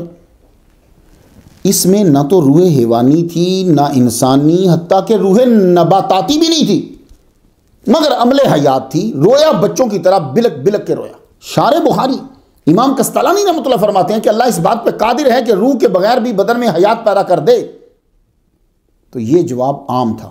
اب سنو، حضور کی روح قبض ہوئی تاکہ عبد و معبود میں فرق واضح ہو جائے. انی مقبود، روح قبض ہوئی. انکا میت و انہم میتون، روح قبض ہوئی. کل نفس ذائقۃ الموت، روح قبض ہوئی. کیوں؟ عبد اور معبود میں فرق واضح ہو جائے. محمد مصطفیٰ صلی اللہ علیہ وسلم معبود نہیں ہیں، مگر روح دوبارہ لٹا دی گئی، کیونکہ حضور صلی اللہ علیہ وسلم کے جسد انور سے بہتر جگہ روح کے لیے کوئی نہ تھی. تو حضور کو مردہ جاننے والے حقیقت میں روح کو حیات کا خالق سمجھ رہے ہیں، اور حضور کو زندہ سمجھنے والے اللہ کو حیات کا خالق سمجھ رہے ہیں. فرماتے ہیں کہ موت نیند کی بہن ہے. حضور صلی اللہ علیہ وسلم کی نیند کیسی تھی؟ آپ کا سونا وضو نہ توڑتا تھا، آپ سوتے میں بھی جاگتے ہوتے تھے. تو جیسے آپ کی نیند ویسا ہی آپ کا وصال، جیسے آپ کے سونے میں بیداری تھی ایسے ہی آپ کی موت میں بھی حیات ہے. حضور کی زندگی تو شہید کی زندگی سے بھی اعلیٰ ہے، کیونکہ شہید جب مرتا ہے حالانکہ قرآن کی روح سے زندہ ہے، لیکن اس کی وراثت بھی تقسیم ہوتی ہے، اس کی بیوی نکاح بھی کرتی ہے. محمد مصطفیٰ صلی اللہ علیہ وسلم دنیا سے گئے، نہ وراثت تقسیم ہوتی ہے اور نہ ہی آپ کی بیوی دوسرے سے نکاح کر سکتی ہے. تو شہید کی زندگی سے بھی اعلیٰ زندگی محمد مصطفیٰ صلی اللہ علیہ وآلہ وسلم کی ہے. تو جب تم شہید کی زندگی نہیں سمجھ سکتے، قرآن کہہ رہا ہے وانتم لا تشعرون، تو محمد مصطفیٰ صلی اللہ علیہ وسلم کی کیسے سمجھو گے؟ واہ سبحان اللہ. تو یہ نکات جو ہیں یہ مقررین اور خطبہ کے. ختم نبوت پر مناظرہ ہوا قادیان کے اندر جا کر. قادیان ان کا مرکز ہے، یہ انڈیا پنجاب میں ہے. وہاں مرزیوں نے آپ سے بات شروع کر دی. آپ نے حدیث مبارکہ پڑھی. یہ حدیث مبارکہ آپ کو بخاری شریف کتاب المناقب میں ملے گی اور ترمذی شریف میں کتاب الامثال عن رسول اللہ صلی اللہ علیہ وسلم میں مل جائے گی. یہ میں اس لیے بتاتا ہوں کہ پھر آپ کو حدیث ڈھونڈنا آسان ہو جائے گی. یہ نمبروں میں فرق ہوتا ہے، پیج کا نمبر بھی اور ہوتا ہے، حدیث کا نمبر بھی بدلی کر دیتے ہیں. کیا حدیث ہے وہ سے سننا ذرا، یہ بھی آپ کو ضرورت پڑے گی زندگی میں ایک بار کم از کم. تو انما مثلی و مثل الانبیاء قبلی کرجل بنا دارن فاکملها واحسنها الا موضع لبنۃ. حضور نے فرمایا میری اور مجھ سے قبل انبیاء کی مثال ایسی ہے جیسے کسی شخص نے عمارت بنائی مکمل اور حسین، فاکملها واحسنها، مکمل اور حسین بنائی، مگر اس میں ایک اینٹ کی جگہ چھوڑ دی. لوگ عمارت میں داخل ہوتے اس کی خوبصورتی کی تعریف کرتے اور کہتے یہاں اینٹ کیوں نہ رکھی گئی تاکہ عمارت مکمل ہو. تو کیا سمجھ آیا اس حدیث کو پڑھنے کے بعد؟ یہ سمجھ آیا کہ حضور کے آنے سے عمارت مکمل. گویا کہ آپ فرما رہے ہیں، گویا کہ آپ فرما رہے ہیں وہ عمارت نبوت کی عمارت تھی اور میں اس کسرے عمارت کی آخری اینٹ ہوں.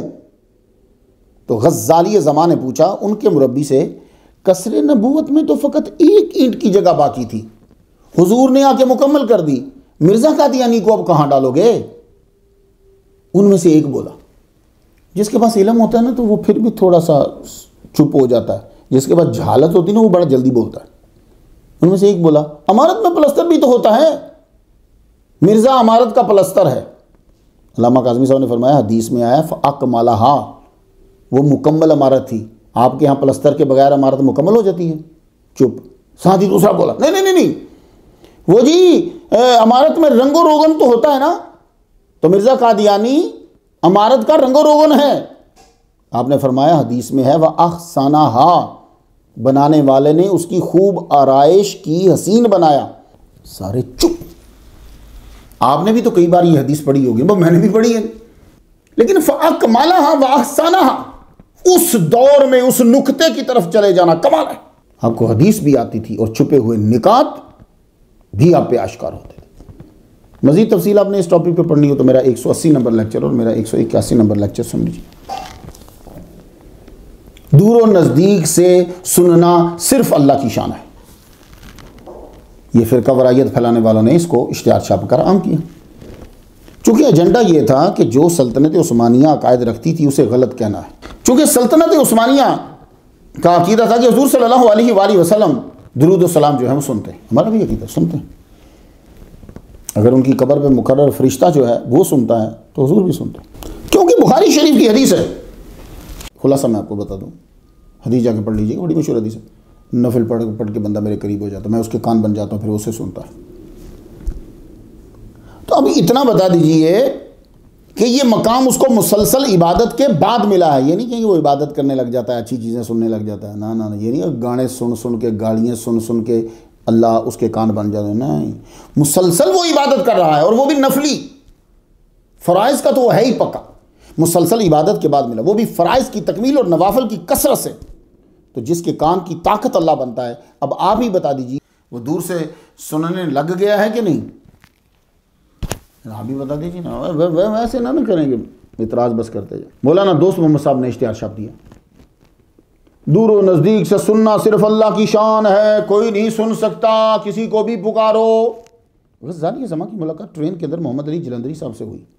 پہلے تو آپ نے جو کچھ کھانے پینے کی چیز تھی آپ نے پیش کی، اس کے بعد آپ پوچھا کہ آپ کے دوست نے اشتہار لگوائے ہیں کہ دور و نزدیک سے سننا صرف اللہ کی شان ہے۔ بولے تو کیا غلط کیا، اس میں غلطی کیا ہے؟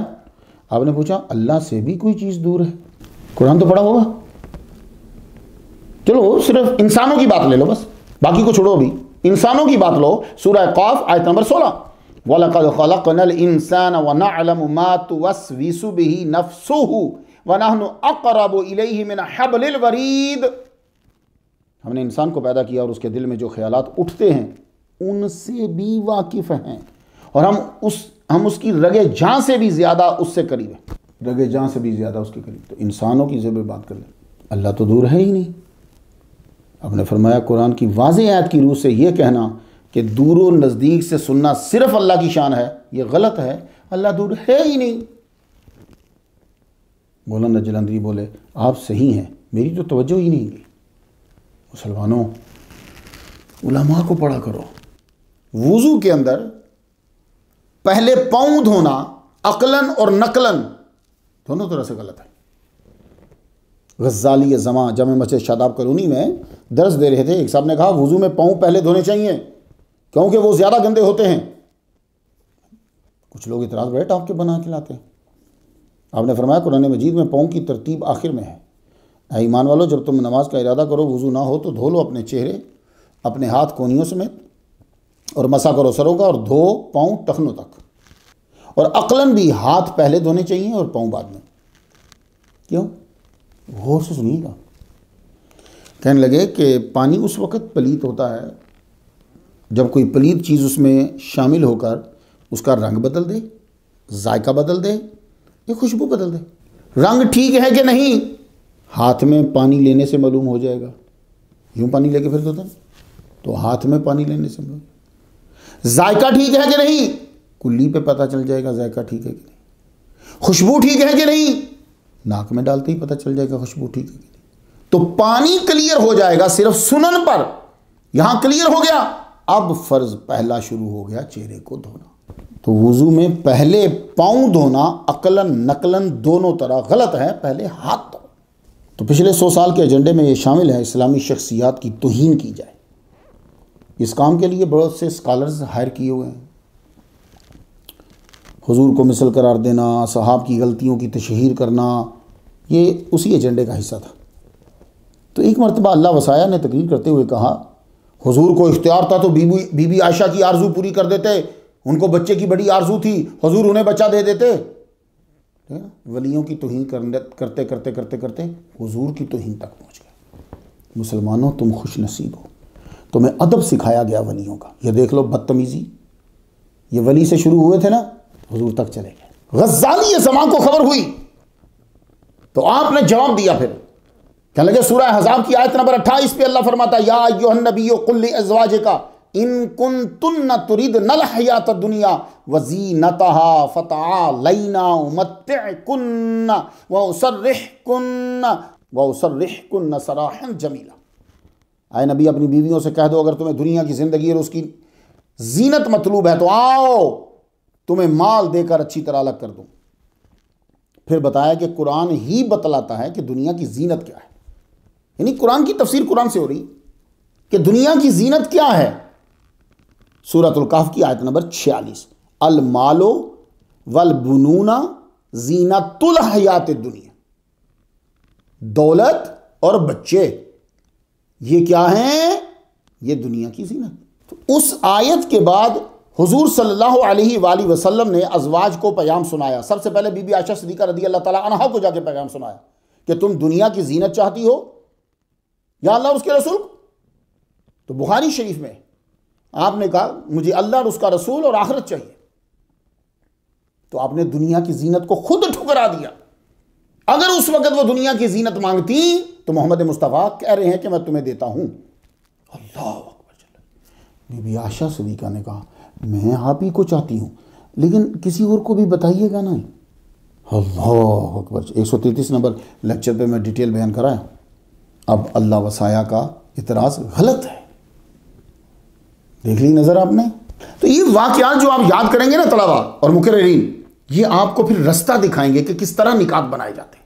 ایک یہ بھی فائدہ ہوتا ہے. آپ کو آتا بھی ہو تو کوئی بات نہیں، اس طرح توجہ آ جائے. سید احمد سعید قاسمی رحمۃ اللہ علیہ کی تاریخ کے اوپر بھی نظر. ایک دفعہ تقریر کر رہے تھے تو ایک بندہ نشے میں پوچھتا ہے حضرت عمر نے بی بی فاطمہ کو باغ فدق کے مسئلہ بی بی فاطمہ کو باغ فدق کا مسئلہ اٹھانے کیوں نہیں دیا، اس کے مطالبہ کرنے سے کیوں منع کر دیا. وہ سے دیکھ فرمانے لگے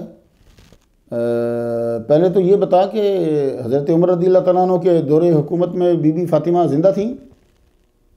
وہ تو حضور صلی اللہ علیہ وآلہ وسلم کے وصال کے 6 ماہ بعد دنیا سے رخصت ہو گئیں. یہ حالت ہوتی ہے. تو حضرت عمر کی دشمنی کرنی ہے، جو مرضی غلط مسئلہ اٹھا دے، تمہیں کون پکڑنے والا. بی بی فاطمہ الزہرا رضی اللہ تعالیٰ عنہ کی شان پہ میں 100 نمبر لیکچر ہے میرا. حدیث کرتاس، اصحاب پر تبرہ بولنے والوں کے مذہب میں اس حدیث کو شد و مد کے ساتھ بیان کیا جاتا ہے، مرچ مسالہ لگا کر. غزالی زماں سے پوچھا گیا حضور صلی اللہ علیہ وسلم جو بات کرتے ہیں وہ وہی ہوتی ہے. جب آپ نے کاغذ قلم مانگا تھا تو حضرت عمر نے کیوں کہا ہمیں اللہ کی کتاب کافی ہے؟ ان پر فرض تھا کہ وہ کاغذ قلم لا کر دیتے. ہم نے بھی نہ تحقیق کی نہ اصل ماخذ کو جا کے پڑھا، ہم نے بھی بیٹھ کے کہا واقعی بات ٹھیک ہوگی. اس لیے میں طلباء اور مقررین سے میں بار بار کہوں، میں جب بھی یونیورسٹیز میں جاتا ہوں میں ان کو یہی کہتا ہوں لکھو پڑھو کتابیں ضرور، لیکن اس کو جا کے اصل میں چیک ضرور کرنا. وہ چیک کرتے کرتے کوئی نہ کوئی بات نہیں مل جائے گی تمہیں. اب اصل میں عبارت کیا ہے؟ یہ حدیث کرتاس جناب بہت مشہور ہے. اس میں بہت سے لوگ ہمارے سنی جو ہیں وہ بھی پریشان ہو گئے. انہوں نے کہا شاید ویسے ہی ہوگا جی، وہ جی فلاں بخاری شریف میں لکھی ہوئی. آپ ذرا جملے سنیے گا اور آپ سب لوگ دھیان سے سنیے گا. اصل عبارت کیا ہے؟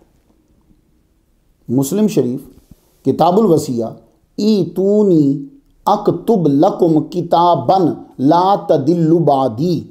پہلی بات تو یہ ہے کہ حضور نے حضرت عمر کا نام نہیں لیا، صحابہ تھے، بیچ میں حضرت علی بھی موجود تھے. انہوں نے کہا ایتونی، حضور نے یہ کہا ایتونی. حضرت علی بیچ میں موجود ہیں، یہ ان پر بھی اتنا ہی حکم لاگو ہوتا ہے جتنا حضرت عمر پر حضرت ابوبکر صدیق. ایتونی، حضرت علی کا گھر تو قریب ہے، آپ تو کاتب وہی ہیں، جاتے اور لے کے آ جاتے. لیکن میں اپنے طلباء کو حدیث سنانے لگا ہوں، غور سے سنیے گا ذرا. ہو سکتا ہے کہ کئی طلباء نے پہلی مرتبہ یہ سن رہے ہو. بائہقی شریف اور مسند امام احمد کی حدیث یہ سنتے جائیے ذرا.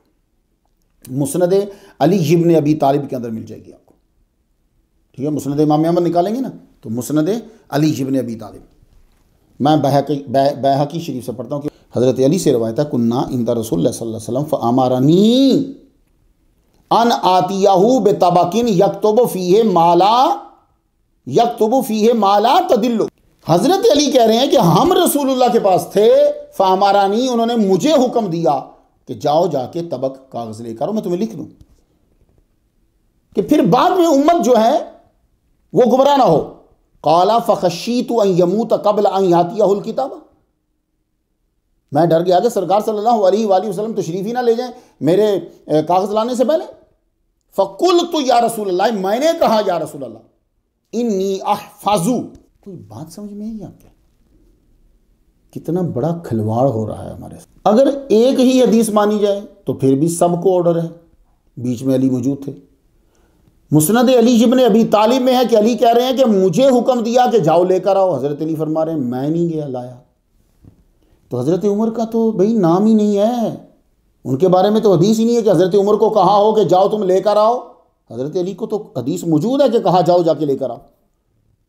پھر حضور صلی اللہ علیہ وسلم نے فرمایا اوصیکم بالصلاۃ والزکاۃ وما ملکت۔ مسند علی بن ابی طالب میں ہے اوصی ان تفوتنی نفسہ، یہ الفاظ تھوڑی سی کاغذ و قلم نہ لانے کا الزام پہلے تو حضرت علی پہ آئے گا، کیونکہ خود ان سے جو حدیث روایت ہے اس میں ان کو حکم ہے۔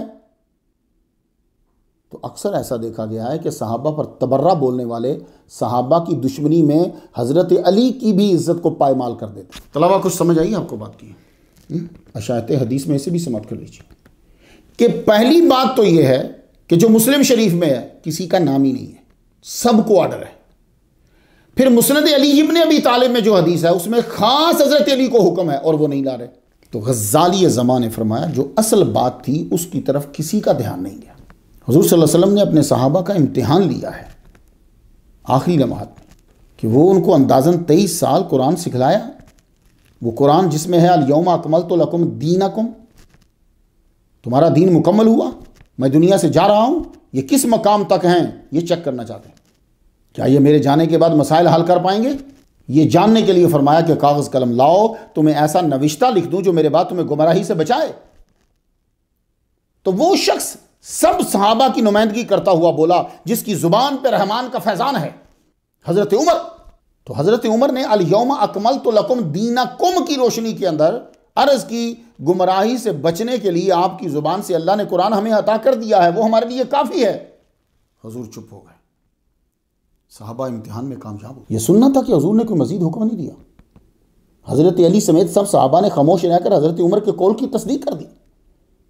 اگر سرکار نے اللہ کا کوئی نیا نازل کردہ پیام لکھوانا ہوتا تو جھڑک دیتے، اصرار کرتے، اور وہی کے متعلق نبی پر لازم ہے کہ ہر صورت پہنچائے، خواہ گھر چھوڑنا پڑے یا پتھر کھانے پڑے۔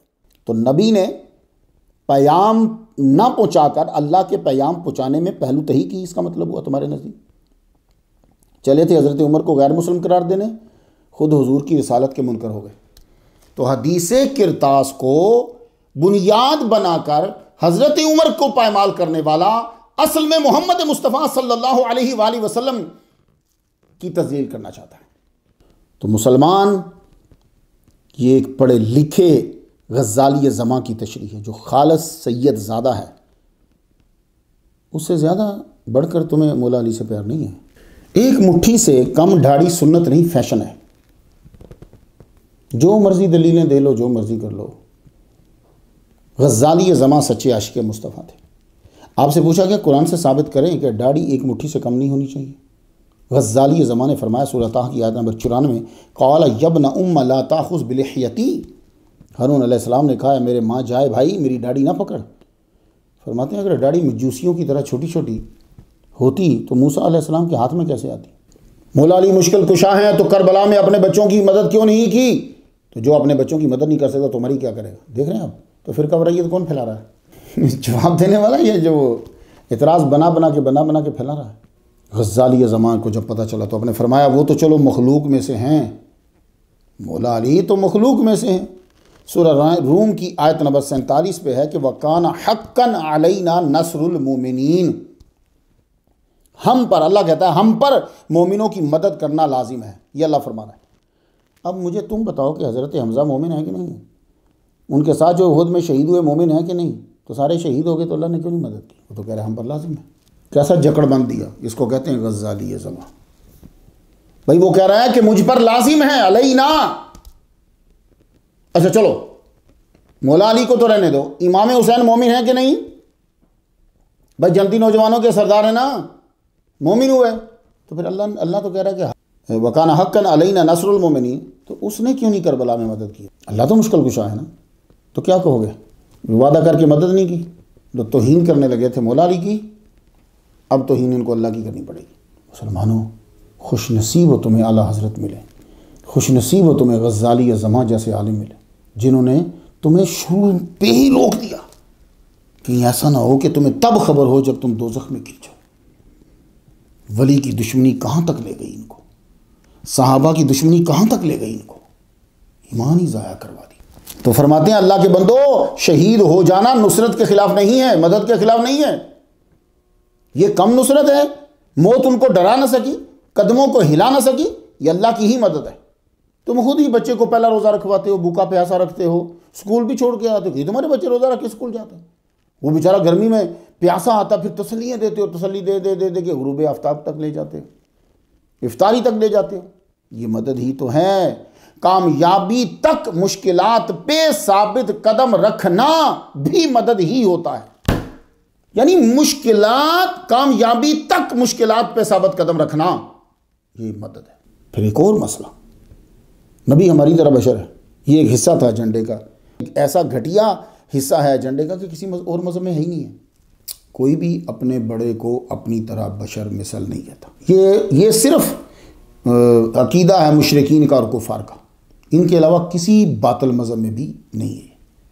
کوئی اپنے سکھ اپنے گرو کو نہیں کہے گا ہماری طرح ہے، ہندو اپنے جو ہیں بڑے انہیں نہیں کہے گا ہماری طرح ہے، عیسائی نہیں کہے گا عیسیٰ ہمارے طرح جیسس، وہ نہیں، کوئی بات. یہ گند ادھر لایا گیا کہ وہ ہماری طرح ہے. کیوں؟ اس کو کیوں پھیلایا گیا؟ کیا ضرورت تھی اس کی؟ اس کی بہت ضرورت تھی. وجہ یہ تھی کہ جب نبی تمہاری طرح ہو جائے گا تو اس کے جو احکامات ہیں اس میں اختیار تمہارا شامل ہو جائے گا. بس یہ تھا اصل مقصد. اپنے جیسے کی بات کون مانتا ہے جی؟ اپنے سے افضل کی ہی بات مانتا ہے جو بھی ہے. حضور بشر ہیں، اس کا مطلب صرف یہ ہے کہ آپ فرشتہ اور جن نہیں ہیں بس. غزالی الزماں 1944 میں خانپور گئے، مسجد مائی صاحبہ میں مولوی فقیر اللہ مانک نے کہا ہم مناظرہ کریں گے. اب دیکھیے فرقہ وارائیت کون پھیلا رہا ہے. انہوں نے فرمایا کس موضوع پہ؟ بولے نبی ہمارے جیسا بشر ہے. آپ نے فرمایا اللہ تعالیٰ نے کافروں کے کفر کی وجہ اور علت ان کا اپنے نبی کو بشر کہنا ٹھہرایا ہے. یہ تمہیں پتہ ہے مولوی صاحب؟ وہ بولا کیسے؟ آپ نے سورہ تغابن کی آیت نمبر 6 پڑھی، فَقَالُوا أَبَشَرٌ يَهْدُونَنَا فَكَفَرُوا. انہوں نے کہا کیا بشر ہماری رہنمائی کرے گا؟ فَكَفَرُوا، انہوں نے کفر کیا. آپ نے فرمایا یہ فا بتلا رہی ہے کہ ان کے کفر کی علت یہ کہنا ہے کہ نبی ہمارے جیسا بشر ہے. مولوی مانک چپکے سے اٹھا، ساتھیوں کہنے لگا کس کو؟ ایسے محقق کے آگے ہماری نہیں چلے گی. علامہ عبدالستار خان نیازی رحمۃ اللہ علیہ نے سچ کہا تھا کہ غزالی زماں کی ذات میں ہم بیک وقت مفسر، محدث، فقیہ، ماہر علوم عقلیہ و نقلیہ و مدبر ان کی ذات میں دیکھتے ہیں. بہت بڑا مسئلہ اٹھا آخر میں دیت کا. دیت کی جمع دیات آتی ہیں. المال الذی یؤتی لعائلۃ المقتول بدل نفسی. فقہ کی اصطلاح میں یہ دیت کو عرش بھی کہتے ہیں، الف کے ساتھ عرش. غزالی زماں کا مقام کچھ سنا آپ نے؟ نقاب سنے آپ نے؟ دوسرے مسئلے کو غور سے سنا. آپ کے دور میں صرف عورتوں کو خوش کرنے کے لیے اور ہٹ ہونے کے لیے مسئلہ اٹھایا کہ عورت کی دیت بھی مرد کی طرح 4 کلو 374 گرام سونا ہے، یعنی 100 اونٹ. جبکہ 1344 سالوں سے اجماع ہے، 1344 سالوں سے اجماع ہے، اور تمام اماموں کے امام نعمان بن ثابت رحمۃ اللہ کا فتویٰ ہے کہ عورت کی دیت 50 اونٹ ہے، یعنی حیف. اب ہٹ ہونے کے لیے بولا جی عورت کے بھی 100 اونٹ ہونے چاہیے. عورت بڑی خوش ہوگی، ہر عورت نے سمجھا کہ ہمیں 100 اونٹ ملیں گے. وہ اس جذبے سے اٹھی، جبکہ یہ ملتے تب ہیں جب عورت کو کوئی قتل کر دے. عورتوں نے سنا ہماری دیت 100 اونٹ ہونی چاہیے، اٹھ کھڑی ہوئی. اتنا نہ جانا کہ مرد کی دیت 100 اونٹ ہے، اس کا فائدہ تو عورت کو ہوگا اگر مرد مر گیا. لیکن عورت کو مار دیا کسی نے تو اس کو جو دیت ملے گی چاہے وہ آدھی ہو یا پوری ہو، فائدہ کس کو ہوگا؟ مرد کو. دیت کا جھگڑا اٹھایا گیا ضیاء الحق کو خوش کرنے کے لیے، کیونکہ وہ وعدے میں پھنسا ہوا تھا کہ میں اسلامی قوانین نافذ کروں گا. کام تو ہو گیا تھا، روس ہار گیا تھا، اب اسلامی قوانین کا خفیہ طاقتوں کو کیا فائدہ؟ اب ان بندوں نے ساتھ دیا، وہ جھگڑا ہوا، رجم اور دیت کے مسئلے پہ بڑا طوفان اٹھا. اس کو بہانہ مل گیا، کہنے لگا جب تم متفق ہی نہیں ہو تو میں اسلامی قوانین کیا نافذ کروں؟ رجم کی سزا کی مخالفت کرنے والے اور دیت کے مسئلے کو پھڈا بنانے والوں کے استدلال کی گہرائی تک شاید میں نہ پہنچ سکا ہوں، لیکن ان کے اس عمل کا نتیجہ بہت گندا نکلا. رجم کی مخالفت کرنے کا نتیجہ یہ نکلا، آج پاکستان میں معصوم بچیوں، چھوٹی چھوٹی بچیوں کو اغوا کر کے زیادتی کی جاتی، جنسی زیادتی کر کے مار دیا جاتا. اس ظالم نے رجم کی مخالفت نہ کی ہوتی بلکہ نافذ کروایا ہوتا تو آج پاکستان کے اندر یہ معصوم بچیوں کا قتل نہ ہوتا. شاید اس بندے کو یہ بات پسند ہوگی رجم کی ایک سزا ہو گئی ہوتی تو پھر ضرورت ہی نہ ہوتی، یہ بھیانک صورت ہی نہ ہوتی۔ اور جنہوں نے عورت کی دیت 100 اونٹ کا شور مچایا، اس کے بعد سینکڑوں عورتیں قتل ہوئیں، 100 کیا وہ 2 نہ دلا سکے، حالانکہ ان کے کزن عمران خان کی حکومت رہی 3.5 سال۔ یہ 50 اونٹ یا 100 اونٹ ہر گھر کی عورت کے لیے لازمی نہیں تھے کہ ہر ایک آگے بڑھ کر لازم کروائے جی مجھے 100 ملنے چاہیے۔ صرف ایک عورت کی سزا مقرر ہو جاتی، چاہے وہ 50 ہوتی چاہے وہ 20 ہوتی، یہ کام ہونا ہی نہیں تھا۔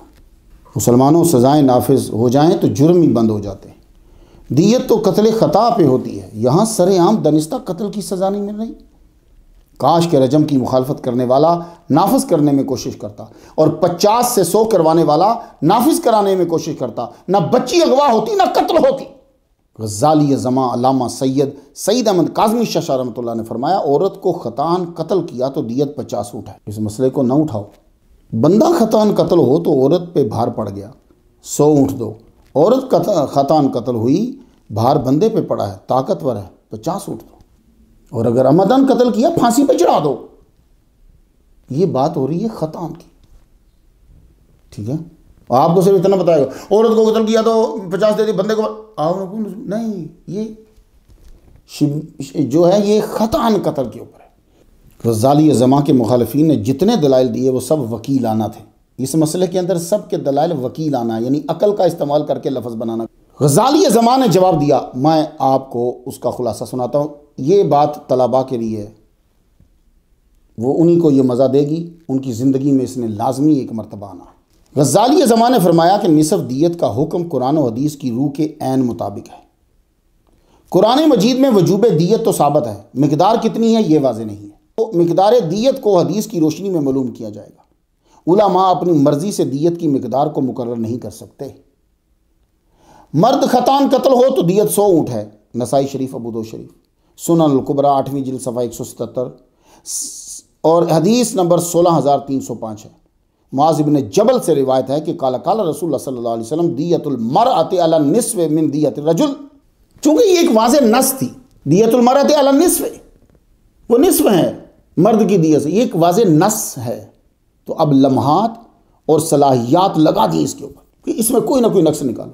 تو یہ صرف پاکستان میں نہیں ہوا، عربیوں میں بھی کافی ملکوں میں ہے، یہ وہ کرتے رہتے، پہلے یہ عربیوں میں ہوتا ہے پھر آپ کے پاس آتا ہے، پھر آپ کا کوئی بندہ اس کو پکڑ لیتا ہے تو پھر آپ میں مشہور ہو جاتا ہے، تو یہ پہلے وہاں چلتی رہی یہی چیز۔ تو جب اس میں نقص نکالنے لگے تو پہلے تو سیدھے ہی بول دیا، جن میں علامہ شوکانی بھی شامل ہیں، کہ یہ حدیث ناقابل استدلال ہے، تو وہ لوگوں نے تو پڑھا نہیں ہے۔ اب لوگوں نے جب خود پڑھا تو معلوم ہوا کہ تجاہل عارفانہ ہے۔ امام بہقی نے تو یہ لکھا ہے وَرُوِيَ ذَلِكَ مِنْ وَجْهٍ آخَرَ، ایک اور سند کے ساتھ بھی اس کو بیان کیا ہے، ان عبادہ بن نُسَيٍّ، عبادہ بن نُسَيٍّ سے اور چین بھی ہے، لیکن وَفِيهِ ضَعْفٌ، اس چین میں کمزوری ہے۔ پوری لائن کا بٹھا بٹھا دیا اور سیدھا آپ کو بول دیا چین ٹھیک نہیں۔ تو جب لوگوں نے دھیان سے پڑھا کہ ضعف کسی اور سند میں ہے اور یہ بات مضبوط ہو گئی تو دوسرا شک ڈال دیا، یہ حدیث صرف سنن کبریٰ میں ہے، اس سے کیا فرق پڑتا بھائی؟ کئی حدیثیں ہیں جو ایک ہی کتاب میں ہیں، دوسری کتاب میں نہیں ہیں، ایک ہی صحابی کو پتا تھا دوسروں کو نہیں پتا، اس سے کیا فرق پڑتا؟ جب فقہا کا اجماع ہو جائے تو وہ اس روایت کو مضبوط کر دیتے ہیں۔ حضرت معاذ بن جبل رضی اللہ تعالیٰ عنہ کی روایت کو چاروں ائمہ نے لے لیا ہے، ان چاروں ائمہ کے برابر آج کے دور کا بندہ نہیں ہو سکتا۔ حضرت عمر رضی اللہ تعالیٰ عنہ کا حکم اور عمل اسی کے اوپر تھا کہ عورت کی دیت حیف، اگر اس کو خطاً قتل کر دیا، مرد کی اگر اس کو خطاً قتل کیا ہے تو اس کی بری۔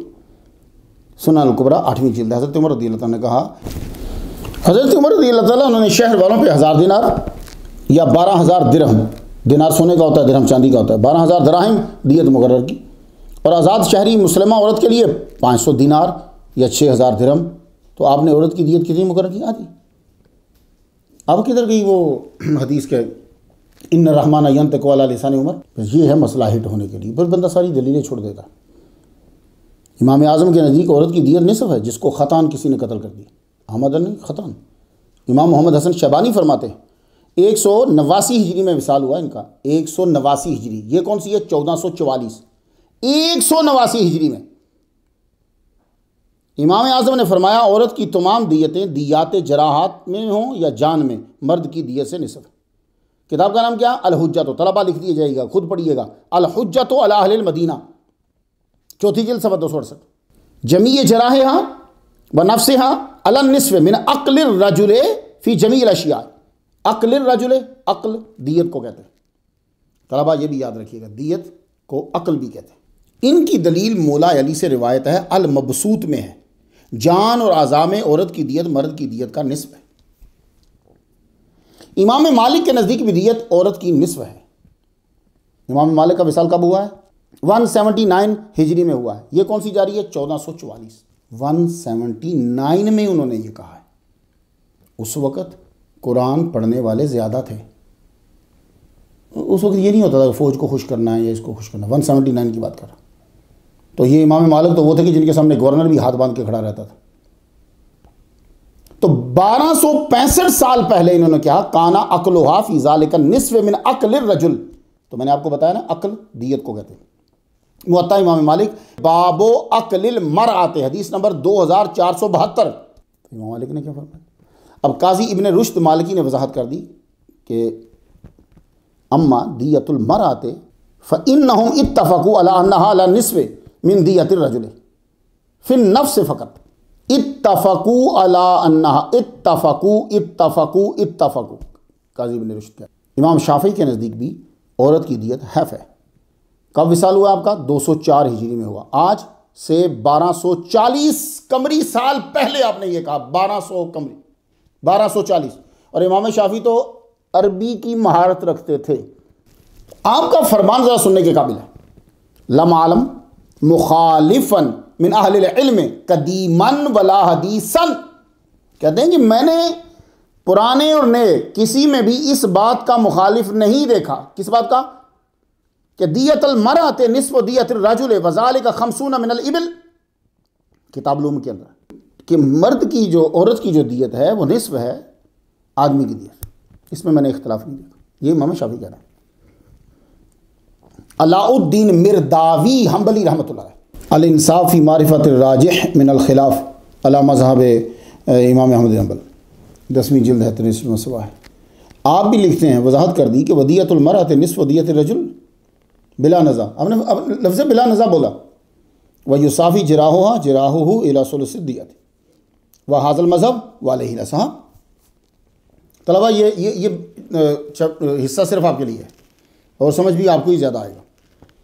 جب دلائل مضبوط ہوئے تو بولے اجماع نہیں ہے، سنیں آپ، بولے جی اجماع نہیں ہے، ابن علیہ اور الاسم نے اختلاف کیا ہے۔ غزالی الزمان نے فرمایا ان دونوں کا اختلاف اجماع کے برابر کوئی وقت نہیں رکھتا۔ اب یہ وہی بتا سکتا ہے کہ جس کی تاریخ کے اوپر نظر ہوگی۔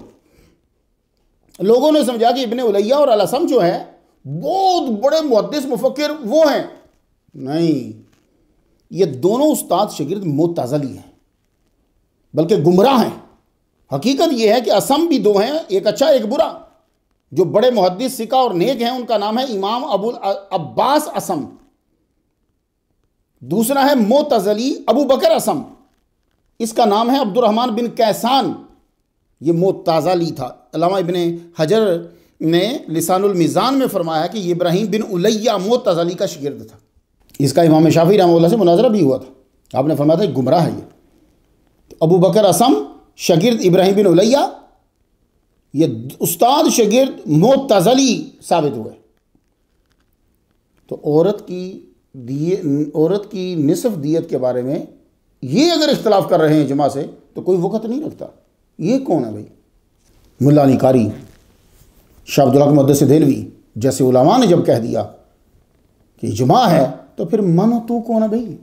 اچھا، ابن باز جو ہے نا، نصف دیت کا فتویٰ دیا سعودی عرب نے، حتیٰ کہ اہل تشیع کا بھی فتویٰ دیا۔ وہ نیا ایک آیا، اس نے کچھ کیا، تو میں نے صرف طلباء کے لیے مختصر کر کے لکھ دیا۔ غزالی الزمان نے تو رجم اور دیت دونوں پہ سیر حاصل گفتگو فرمائی، آپ ان کی کتب میں پڑھ لیجیے۔ آپ جب کبھی باہر آئیں گے یا کبھی آگے لیول پہ جائیں گے تو یہ کویشچن آپ سے کیے جائیں گے آپ علم کا سمندر تھے. میں قاعدے کا طالب علم کیا ان کی باتیں آپ کو سمجھا سکتا ہوں؟ صرف شوق دلایا ہے. وہ کیا تھے؟ میں اپنے استاد محترم شاہ القرآن والحدیث مفسر قرآن علامہ غلام رسول سعیدی رحمۃ اللہ علیہ کا ایک پیراگراف ہی پڑھ دیتا ہوں بس. آپ یوں لکھتے ہیں: زیغم اسلام غزالی زماں رازی دوراں نیر تاباں، علوم ابی حنیفہ کی برہاں رضویت کے پاسباں، علم و فضل کے بحر بے کراں علامہ سید احمد سعید کاظمی رحمۃ اللہ علیہ، زہد و تقویٰ اور عبادت و ریاضت میں امام العلماء، اخلاف کے لیے مشعل راہ، اعدائے دین کے سامنے شمشیر برہنہ، اہل دنیا کے سامنے سراپا استغنا، ورثۃ الانبیاء کی تعبیر، الفقر و فخری کی تصویر، احباب کے لیے مہر و محبت، تلامذہ کے لیے سراپا شفقت، عشق مصطفیٰ میں سرشار، سادات کے گوہر آبدار، تحریر و تقریر میں اجتہاد کی مہک، علوم و فنون میں یکساں مہارت. میں یہ کہتا ہوں کہ آپ ہی نابغائے عصر ہیں، باقی سب خوش فہمیاں. 1981 میں آپ کا آپریشن ہوا. اس کے بعد پھر آپ کا سفر آہستہ آہستہ دوسری منزل کی طرف شروع ہوا، تیاری پکڑنی شروع کر دی.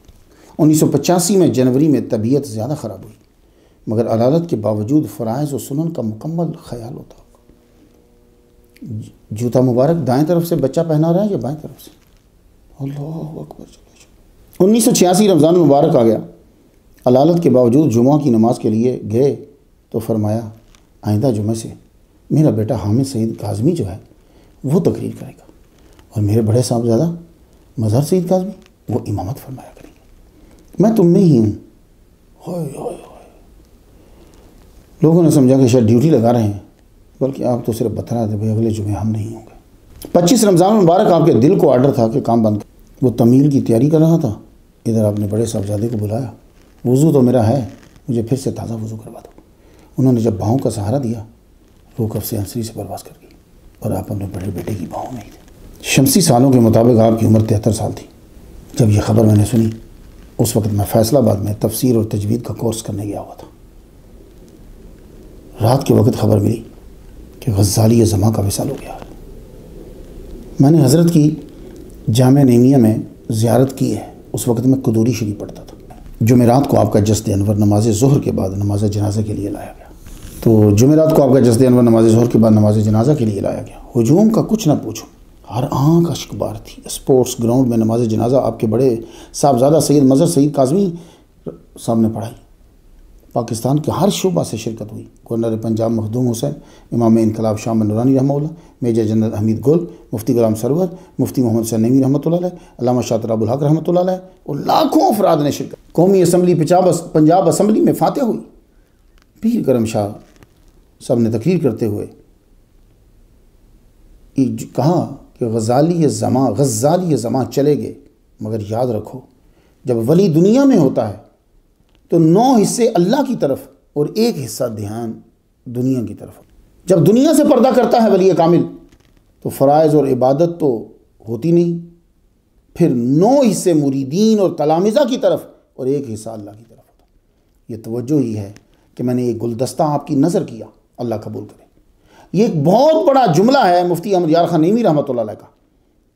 آپ غزالی زماں کے پاس کچھ مسائل کے حل کے لیے گئے، آپ نے اس انداز سے حل کیے کہ علماء اشش کر اٹھے. مفتی احمد یار خان نعیمی رحمۃ اللہ علیہ کی آنکھوں میں آنسو آ گئے. کہنے لگے اب ہمارے استاد تو نہیں رہے، جب کوئی مسئلہ درپیش ہوتا ہے تو حل کے لیے آپ کی ذات کے سوا کوئی نہیں دکھتا. بس مجھے اور کچھ نہیں کہنا. الفاتحہ.